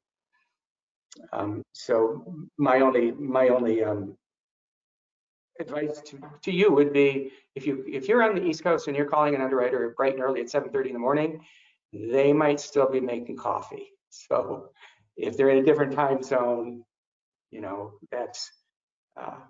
that can be a consideration. And all of the underwriters, you should have in your brochure a contact sheet. It has my name on it, my email address, and my direct phone, as well as all the underwriters who support the team. They're all listed there, their names and phone numbers. I'm repeating myself, but they're all there. Feel free to reach out to them at any time during the process. Or if you have a very unique PUI that you really just need to talk to somebody, feel free to call the underwriter. They're there to help you. Matt, has any questions come through? There's some other questions coming in, but we're getting those answered. I did want to make mention that all of the information that David spoke about, the brochures, the underwriting guideline, that is all listed out on the CSU website that has been created. So if you go to OneAmerica.com/CSU, you'll see that site and all the materials that David mentioned. So thank you again, David, for joining us. We appreciate your time. Well, you're welcome, and reach out to me anytime if you guys got any questions. I'm here for you. Thank you, Matt. Thanks, David. Okay, moving right along here, everyone. Appreciate your time. A couple of announcements real quick as we get Steve Cox to join us here. We do have a couple of videos coming up, so if you have dialed in via your phone, you may not be able to see those, or excuse me, be able to hear those. So don't worry if you don't hear the audio coming through. We will be sending those out following the session today. So you'll get those as a follow-up just in case. So next up, we have Steve Cox. Steve is Vice President, Product Development, Vice President of Product Development, and leads the pricing and of OneAmerica's whole life, term, annuity, and combination products for individual life and financial services. He's an actuary by training, has a wealth of experience in a wide range of roles and products, including individual life and annuity valuation, life reinsurance, mortality research, group life and disability insurance.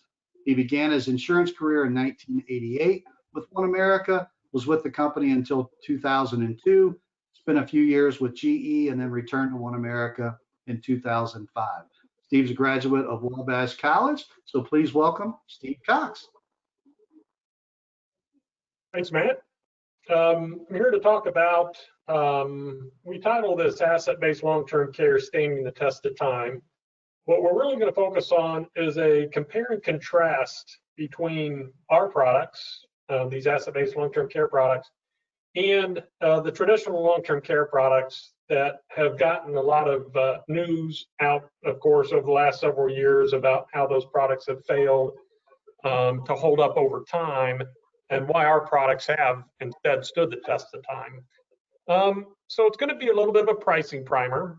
So when we think about the pricing of a product, obviously a lot of things that go into it, but some very important ones are the product design, what the market and competition looks like, and then we're going to focus on some of the key actuarial assumptions, specifically morbidity, interest rates, and then lapse rates. And we're going to do a little bit of a compare and contrast of those assumptions between the standalone long-term care market and the asset-based long-term care market. So if we first think about the product design and market competition issues, and make sure we're on the same page when we think about standalone long-term care and asset-based long-term care. As you all know, that standalone long-term care product, one of the features of that is the use it or lose it design. I know you've heard about, the three outcomes: you either lapse your policy, or you die, or you claim long-term care. Standalone long-term care policy only pays out in one of those three outcomes. You contrast that with the asset-based LTC design, as you've heard today, that pays out regardless of outcome. Live, quit, or die, you get a benefit. If you lapse, you get a cash value. If you die, you get a death benefit. If you claim LTC, then you get the benefit that way. Another feature of that standalone long-term care market there in the product proliferation section is just that the features and benefits race that happen. There's a bit of an arms race in there. As noted down in that market competition section, a lot of competition that was in that market when it was going hot and heavy. And therefore, you get that arms race going on of adding features and benefits without adding anything to the cost. You expand underwriting classes, and you sort of have this race to the bottom on the competitiveness side. So it was a very price benefit driven market that was just all the hallmarks of that hyper competitive view. You contrast that with the asset-based LTC market, where the product evolution was really very stable. We've been in this product for over 30 years. One of our key competitors has been in about that same time. And throughout that, even more recently, when we've seen new competitors come in, it's been very rational, very stable, and you haven't had that same dramatic price competition. The other benefit of this asset-based LTC market historically, and I know you heard this from Brad earlier, was that it was primarily a single premium product. The first 20 or 25 years of this product's history was single premium. Recently, the repetitive pay has become in vogue, but that history of single premium with a lot of stability has really contrasted this market with the standalone market. And then another thing that we're going to talk a lot more about here is this lapse rate comment, where standalone LTC was priced with the quote-unquote traditional lapses, whereas asset-based LTC has always been priced with minimal lapses, and we'll talk about that in a lot more detail. So now let's think about the actuarial assumptions. This slide laid out the product design and market competition, but let's talk about some key actuarial assumptions and some differences between the two products. I'm going to reference an article. You see it noted over here on the left side of the graph. It's called The Cost of Waiting. It was in Contingencies magazine a few years ago and really laid out this issue well. I'm happy to get you a copy of that article if you'd like it. You can contact your wholesaler. We have plenty. What this graph represents is a fairly typical level premium product and how it works. So on this graph that came out of this article that I'm referencing, the red line represents a cohort of 1,000 people and how this cohort goes through a pricing cycle. So you can see there in the red line, it starts off at 1,000 policies. And under the pricing model, over time, the number of policies in force decreases. So as the duration goes across the bottom of the graph there, you'll see that the number of people also declines. The green line represents the premium that those policyholders pay.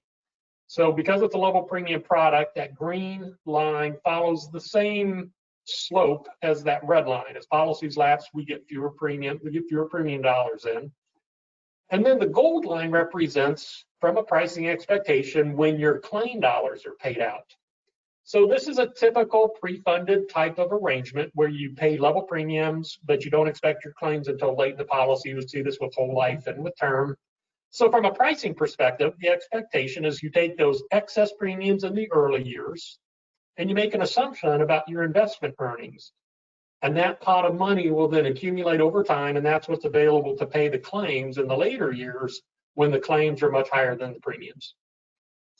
So you see in the bottom left of this slide that, from a pricing context, this graphic that's put together here would use the original pricing assumptions that would have been very common for long-term care back in the 90s, where you would have an 8% lapse rate in the first year, and that would grade off over time so that you would have a 4.75% lapse rate for years 4+. That's what drives that red line pattern, is that lapse rate assumption.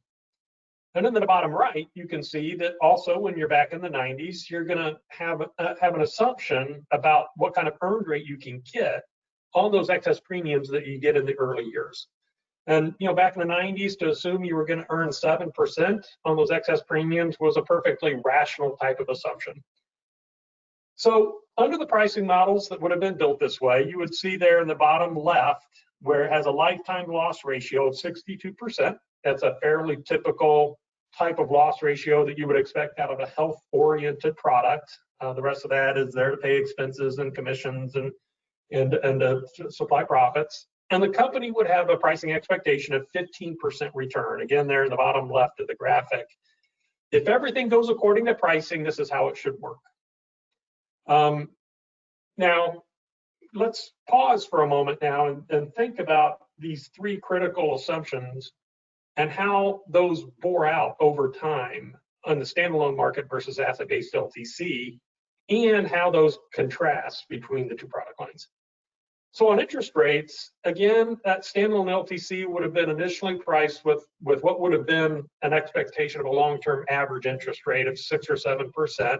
And the key to that is that expectation would have been that that's also what you can invest each and every future premium dollar at. So you price this in the 90s and you're going to expect to collect premium over a 20 or 30-year period. You're going to assume that every future premium dollar that comes in can also be invested at that same interest rate. As we know, that has not been how things have worked out. Interest rates have only gone one way in my 32 years, and that's down. So that's one problem that the standalone industry had, was that assumption of future premiums getting invested at the same rate as the early premiums. You contrast that assumption with the asset-based LTC world. Whereas the asset-based LTC world has two benefits going for it. First of all, it's new money focused. So we always assume that today's rates are what we're going to get on the dollars, and we adjust our price based on today's expectation. And second, again, the history on this product was single premium.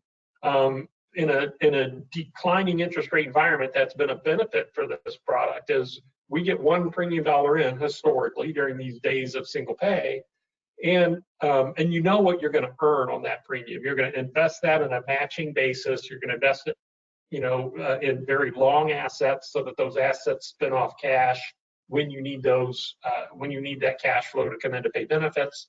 So you're insulated from future premiums in a single premium, new money based approach. Very different than the risk that the standalone market was taking on. Secondly is lapse rates, and we'll talk more about this as we go because that's the focal point of some of the challenges that LTC has had. But what's happened in that standalone market, as many of you probably are aware of, is that the actual lapse rates have been more about 1% rather than the original pricing assumptions that would have been more like 3, 4, or 5%. Again, we'll go back to that graphic here in a moment, but that graphic assumed a 4.75% lapse rate for policy years 5 and later, when what has happened is lapse rates were only about 1%. That's a critical part of LTC pricing, was assuming that a lot of people would lapse and leave the system without any benefit, again, because it has no cash value. Now, we'll talk more about that here as we go. You contrast that with asset-based LTC, though, where ever since the beginning of the development of this type of product, it's been priced with lapse rates in the 1% to 2% range. So the expectation for asset-based long-term care was very low lapses. It was expected to be a very sticky product. And in fact, that's what has happened. Lapse rates have been right on target. But on top of that, a product like asset-based LTC that has cash values tends to be less sensitive to lapse rates. And that's because that cash value, by and large, represents a present value of expected benefits. So when somebody lapses on a product with cash value, that cash value is representing what you're going to expect to pay that person anyway if they didn't lapse. So you tend to have less sensitivity to lapse rates on a product with cash values like our asset-based LTC product. We'll talk more about lapses as we go. And then lastly, there's the morbidity assumption. It's spent a lot of time looking at industry morbidity results. And by and large, I think, in the standalone LTC world, it's coming in about 10% higher than expected. And that, by saying 10%, I'm meaning that people are claiming at about a 10% higher rate than originally expected back in the 90s. Now, the problem is there are a lot more people around, and that's what we're going to talk about here in a minute, but the morbidity expectations are coming in maybe about 10% higher on traditional. Now, on the asset-based LTC side, our experience has been very much spot on to pricing. There is a difference here that the standalone market, because of that hyper competitiveness, the actuaries really had to cut some corners and sharpen that pencil as much as they possibly could. And again, as bells and whistles were added to the product and the competition just wouldn't allow you to increase prices, that kind of fueled some extra benefits that weren't priced for. Again, that hasn't happened in the asset-based space. The experience that we've had over the 30 years of being in this market have been very much in line with what the original pricing had in it.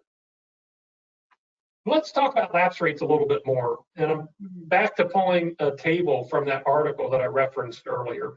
Because lower lapse rates means that you have more policies in force than projected, which means that even if your claim rate, the expectation of how many people per 1,000 in force are going to claim, even if your claim rate is correct, your claim cost, which are the total dollars, are going to be higher than you expected. So let's look at this table on the right and look at the impact just for number of policies in force by being wrong on your lapse assumption. So the middle column that's labeled original pricing is from that graphic that we saw earlier. You have 1,000 people in year one that you issue these policies to, and under your pricing assumed lapse rates, which are listed down below the table of 8% first year, graded down to 4.75 ultimate, that column shows how many policies are still in force at each policy year. So you issue 1,000.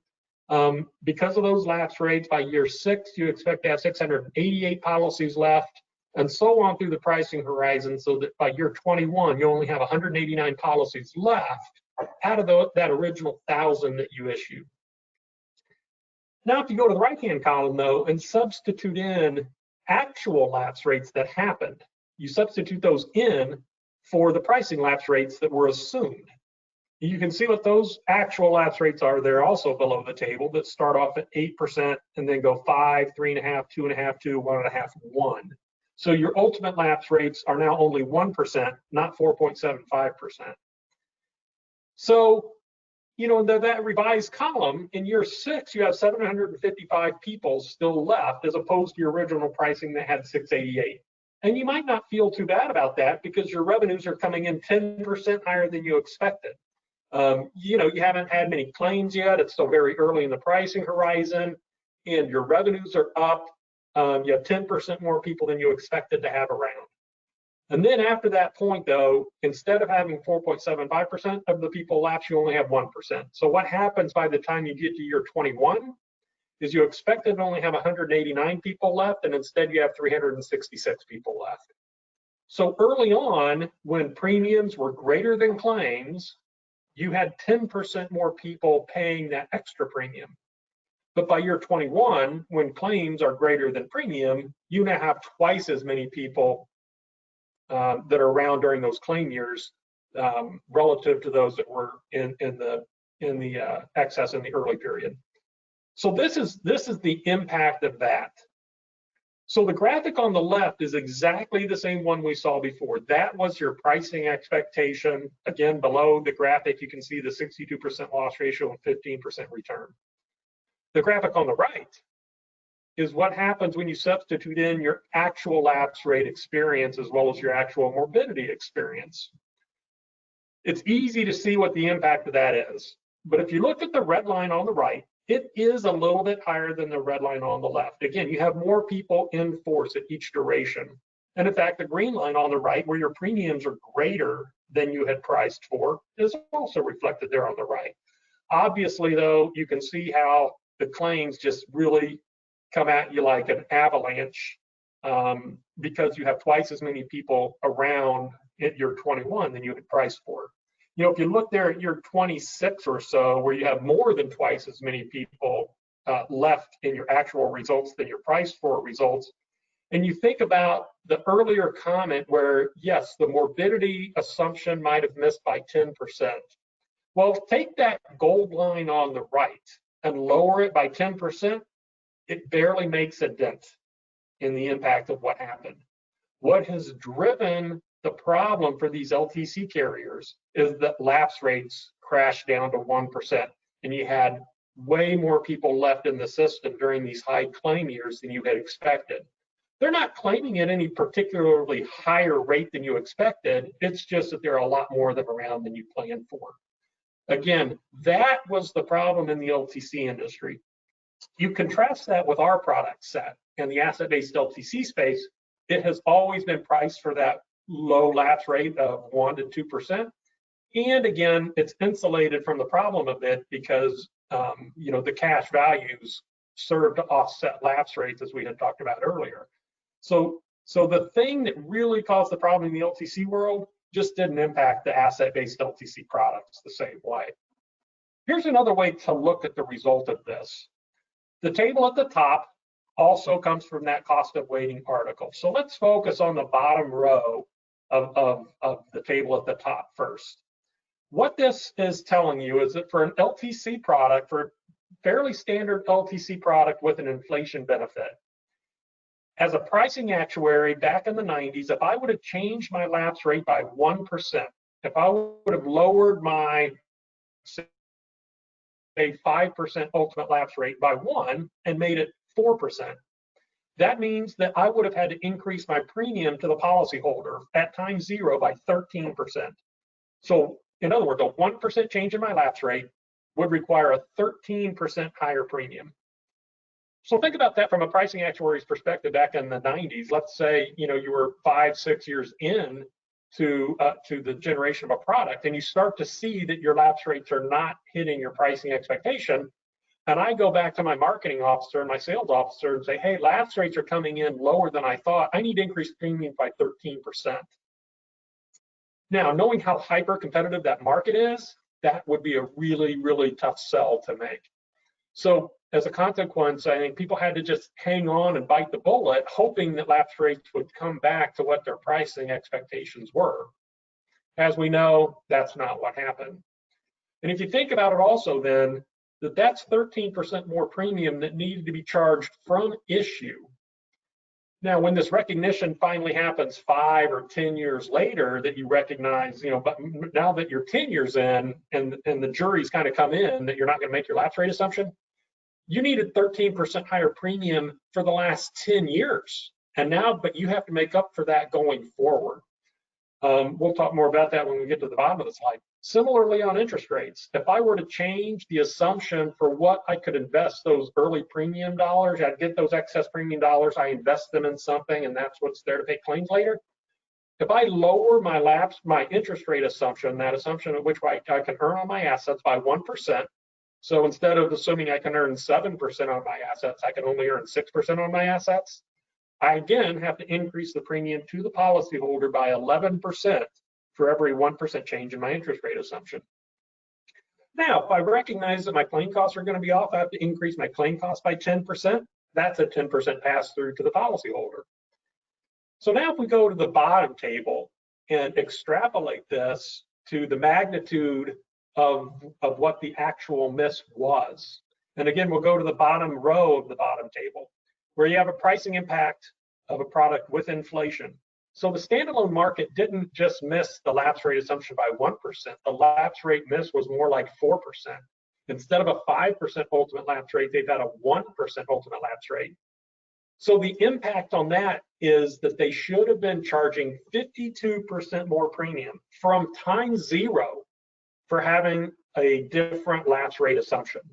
Because that policy doesn't have cash values, it's highly sensitive to that lapse rate assumption, and the miss was really big.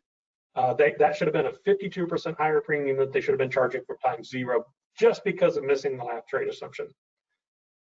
And again, I've been in this market for 32 years. Interest rates have only gone one way. Interest rates came in probably 3% lower than a lot of the products that were priced in the 90s. 3% lower interest rate, they should have been charging 33% more premium if they would have known what the lower interest rates were going to be. Now, again, the claim cost miss was probably 10%, and they should have been charging 10% more premium for that. So if you look at that total at that bottom row, that is directionally the total impact of the LTC, standalone LTC space for not coming out according to pricing assumptions with these different actuarial results. So there's a lot of spin out there in what you hear, that there's a claim cost problem in the LTC world. Well, the claim cost is not the fundamental problem. The fundamental problem was that lapse rates were way overestimated and interest rates were way overestimated. So as a result, those products should have been charging so much more from issue because of the lapse rate miss and the interest rate risk. Now you contrast that again with the asset-based products. We didn't have that exposure to interest rates. We'd always assumed the low interest rates, and we had cash values. So we were insulated from item number one. Item number two, we were insulated from that as well, because the history of this product has been single premium. We haven't been exposed to the reinvestment risk over the last 30 years. Now, certainly, we're introducing some of that now with the growth of the repetitive pay product. That's introducing more interest rate risk for us. But that product has really become popular here in a very low rate environment anyway. And then the last column on there was the claim cost miss. Again, what drove the LTC market to a claim cost miss was the hyper-competitive nature of that market, which has not been the hallmark of the asset-based market. So this is why our products have been able to stand up so well over the last 30 years. Yes, we have had to change prices as interest rates have come down. We've had to reflect the fact that interest rates have come down. And again, because it's a new money product, we've kept up with that over time. But we were not exposed to the lapse rate problem, and we weren't exposed to the claim cost problem in the same way that the traditional market has.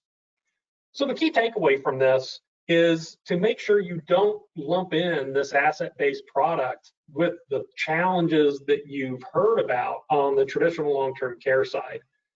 Certainly you may have some clients that have heard some of the problems in the long-term care market, and it's really important to be able to tell them why this product is different and what the fundamental differences are, and why the company is in so much better position with this product than they are with a traditional long-term care product. You know, and you're going to hear about this a lot. Now is the time for care solutions. It does address the customer needs, the guaranteed premiums, cash values, and benefits. But most importantly for my talk is that it's been proven sustainable for us as a company. This alignment of company and policyholder interests is critical to this product. Again, regardless of outcome, the policyholder gets a benefit. To us, that's an important feature of the product, that we want every policyholder to get a benefit out of their product, out of their policy, whether it's cash value, death benefit, or long-term care. And hopefully this helps you understand that difference between traditional long-term care and asset-based long-term care from a pricing perspective, and can increase your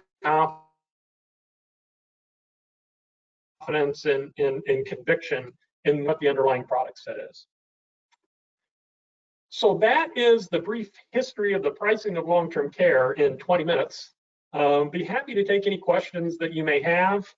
Again, if you'd like to see a copy of that article, Standing the Test of Time, shoot a note to your wholesaler. We can shoot you a copy of that article. It's only about 8 pages, very well written and easy to follow, and lays out these arguments sort of in the words from Milliman. I mean, these aren't our words. This is a well-known consultant telling that story. It's a great read.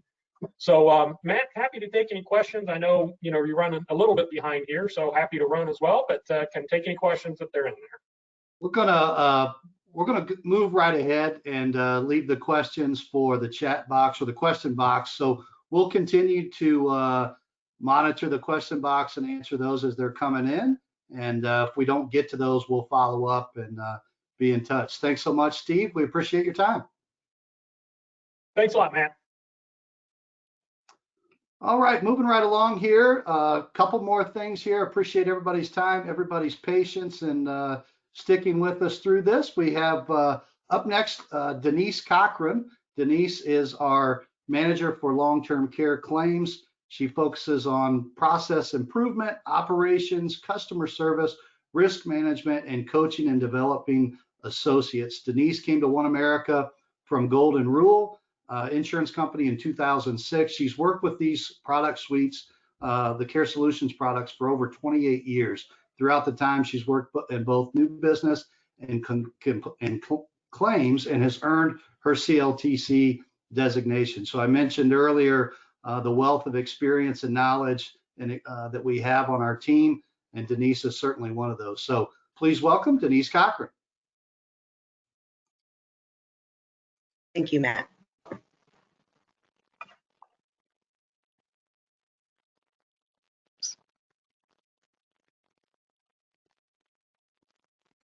Okay. Good afternoon, and I just want to thank everybody for attending. And so as a claim, we want to thank all of you for bringing awareness to the importance of long-term care coverage to our customers. It's, we all know that it's important to have that coverage. Sorry, this is going crazy on me. For our customers to have that coverage. And so we want to share our mission in the claims team with you. Here we go. So our mission on the long-term care claims team is to deliver on our promises when our customers need us the most. We try to do that with support and guidance, and we can provide security and peace of mind to our customers. We understand that each client experience is a very unique experience, and we try not to treat everyone like it's just another policy number, but that each individual has their own story to tell, and that we try to focus on that story and help them through the journey to make it the smoothest process as they possibly can. And so the claims team had made a short video that shows how they feel about our Care Concierge program and our customer experience.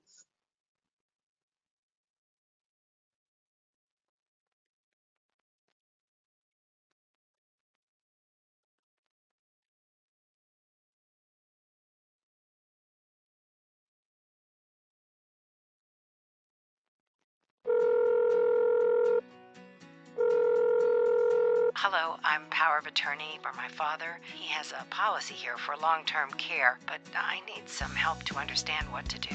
So many times people think about a claim and it's filing the claim, getting liability accepted, but there's also the piece of as the care goes on, as the diagnosis might change. And that's really the focus of the claims concierge, is that we're looking to partner with our claimants and their families from the beginning of the journey as it plays out. It's just that personal touch, a lot of contact, a lot of communications going on with the client. I don't want people to feel like they're just a number, that they're just a policy number when they call in. I really want them to know that I do care. As far as I'm concerned, familiarization within our claims concierge program, it brings a lot of comfort with the family members or the power of attorney. One person knows the claim, so it's not delaying the process by another person picking up the file and having to learn about that person's claim. They always know it when they pick it up. He'd called in to get claim forms for his wife.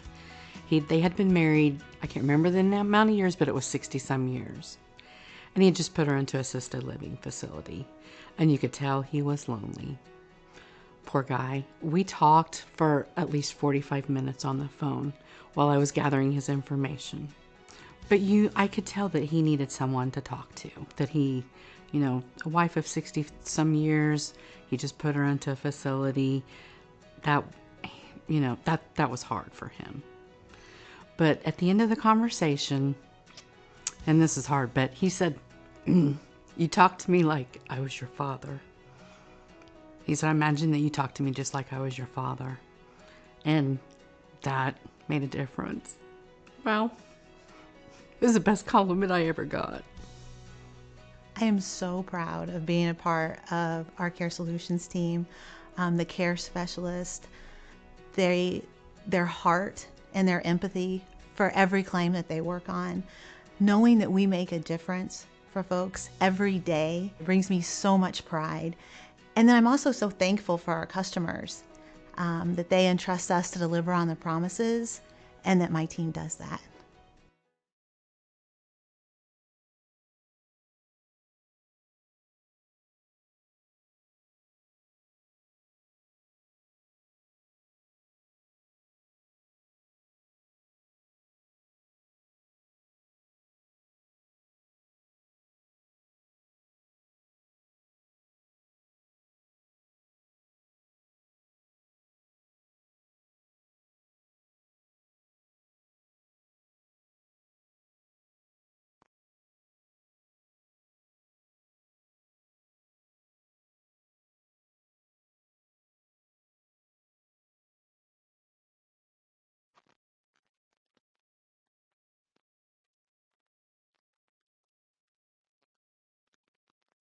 Go ahead, Denise. Okay. Evidently, we had some technical difficulties, but Matt can also show you where that video can be located. It's actually on OneAmerica.com, along with all of our brochures and the step-by-step guide, which is a very useful tool for insureds. It's not One America focused. It's just about how you prepare for a long-term care claim event. And so be sure to go on our website and look for those items. And so in order for our care specialists to have the right tools in their toolbox in order to have a successful claims experience, one, we depend on our strong product. We try to, as Steve probably said, we try to listen to the customers and also, always trying to watch for what's new in the industry and in the care world, try to improve those products when new ones come out. Our process and collaboration, trying to work with the care providers and our people and philosophy. So we make sure that we provide empathy to our customers. We share stories so our associates understand the importance of how we treat our customers and how we help them through their journey. So when the journey begins, we always recommend connect with us first. we can make sure that the clients have informed decisions and find support when a long-term care event may occur. We have a very efficient intake process, which involves either going online to complete the claim forms or a telephonic intake where you can give us all the information over the phone, and that reduces 4 pages of paperwork for the clients. And we would just send them the authorization and they would send it back. And we could email that or fax it so they could send it right back so we could begin the claim. So we try to be proactive in working with the claimant to have a positive outcome. So we go over their policy benefits in case they don't know. A lot of times we're talking to the children and they don't know what their parents purchased. So again, we're explaining, maybe they don't know they have adult daycare or home care. Maybe they just think it's a nursing home policy. So we walk them through to try to help them make the bestest choices that they can for their loved ones and their family. And so our proactive claim processing, once we receive of that call, they are assigned a claims concierge. And that is who will work with them throughout the process. So if they begin now, a year from now, they change providers, they'll still be working with that same person. So whenever they call in, they know their claim, they don't have to retell their story every time they call in. And once we receive the authorization, we begin a claim within 24 to 48 hours. And we will start requesting documentation from the care provider, the nursing home or the assisted living. We will obtain all that documentation for them. And we follow up every 10 business days, and not only with a letter, but also with a phone call. So we will call the care provider and the insured or their power of attorney, whoever is handling the claim, every 10 business days. And so on average, by initiating this claims concierge process, it has allowed us an average time for decision of the receipt of the last requirement within 18 business days. So it's been a considerable benefit for our clients in reducing that claim processing time.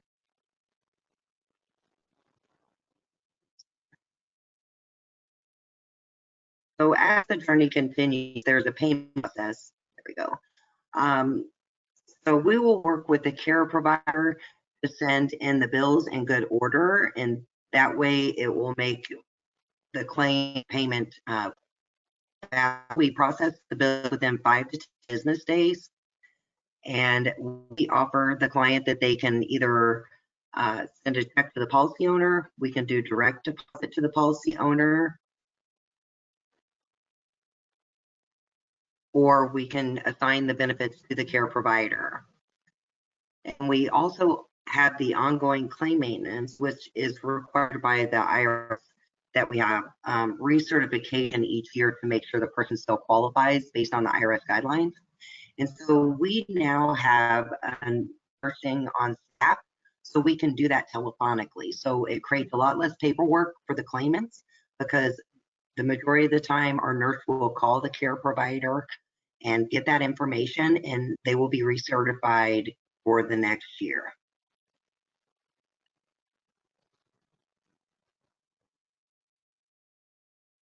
And does anyone have any questions, or Matt, do you want to save those for later? Yeah, thank you, Denise. As we've done with the other presentations, we will have people type in their questions. We're in the home stretch, got 2 more quick presentations, one from Dennis Martin, our president of Individual Life and Financial Services, as well as Tracey, Edgar, our vice president of sales. So Dennis Martin is our president of Individual Life and Financial Services for the companies of OneAmerica. In his role, Dennis oversees all sales and distribution channels, new business, product development, and overall profitability of OneAmerica's life, annuity, and asset-based long-term care products. Please hear from Dennis as he shares his why and the OneAmerica difference.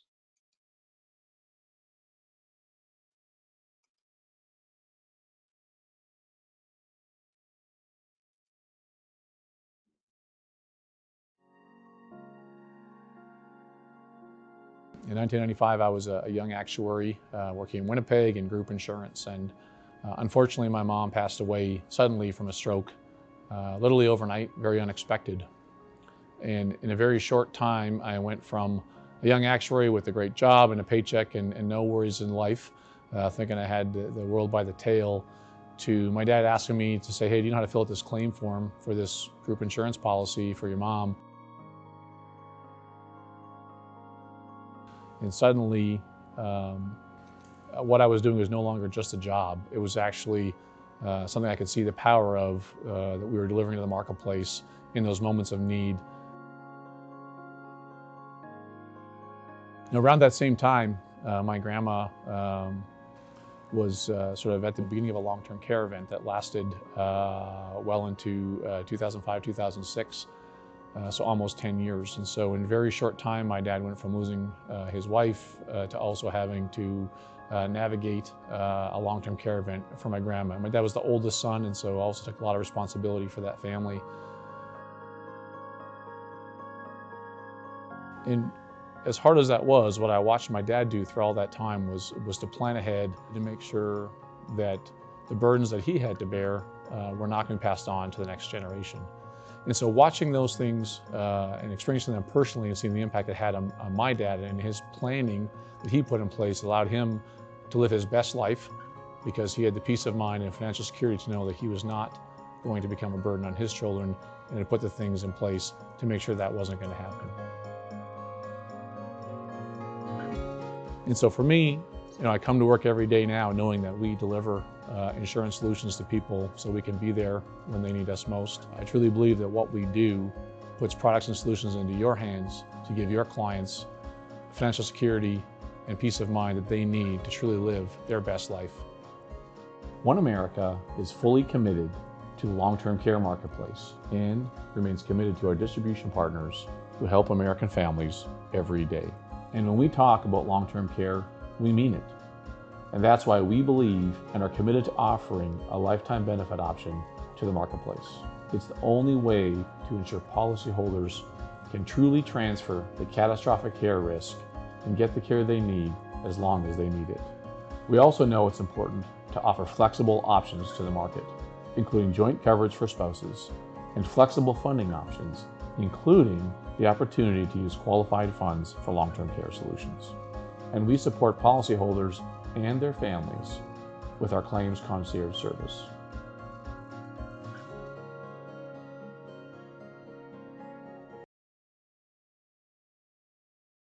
Thank you, Dennis. We are in one last thing before we turn it over to Tracey. I'm going to launch one more poll here as we exit out. We'll launch the poll and then we'll turn it over to Tracey for some closing remarks. But we're going to ask this poll: have you helped a client implement an asset-based long-term care solutions yet? So we'll take a couple of seconds and please vote for that.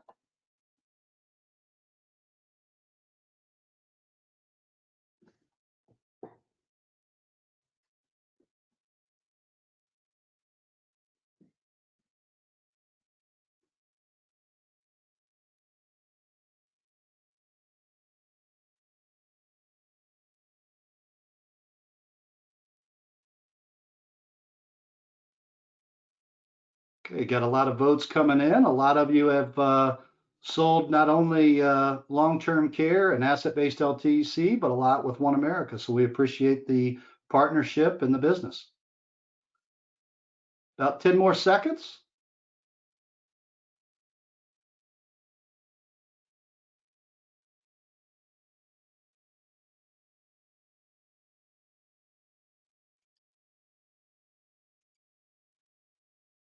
All right, we've closed that out. And our last presenter today, we're excited to have Tracey Edgar on with us.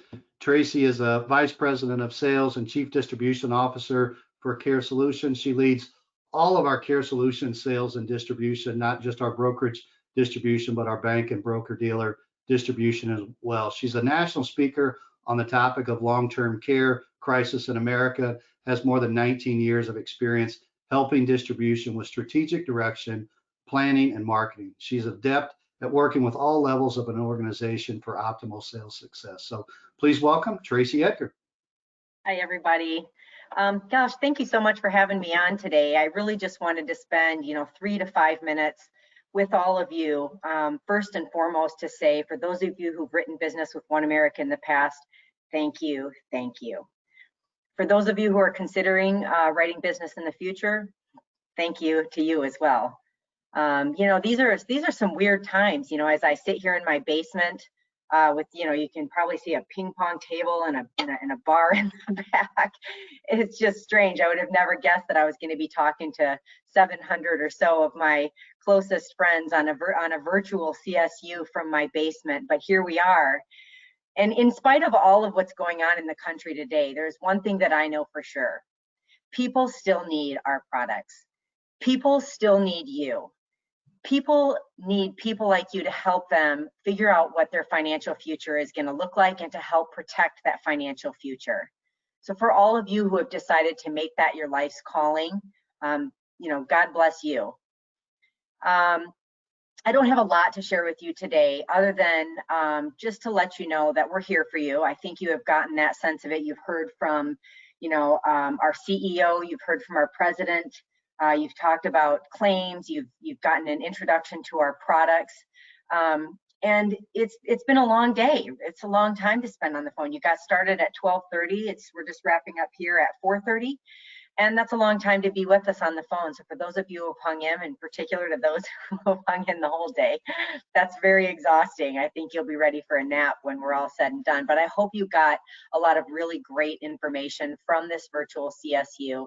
And I hope that you know that if there's anything that you need to help you get started on your journey as it relates to asset-based long-term care with OneAmerica, there is a team of people that we are all here to help you. So please let us know how we can help. Thank you very, very much for providing for being on this call. And I hope that you have a really wonderful evening and the rest of your week. So thank you. Thank you, Tracey, so much for those words. As we wrap up, again, just want to thank Tracey and all the presenters today for sharing their insights and perspective.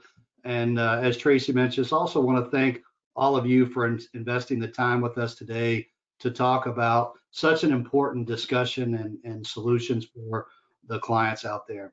As a reminder, we will be sending the link to the recording as well as the slides from all the presentations. We greatly appreciate your partnership and your business. Hopefully we'll see you all again, each other soon in person. Until then, thank you. Stay safe. Best wishes for your continued success. Thank you very much.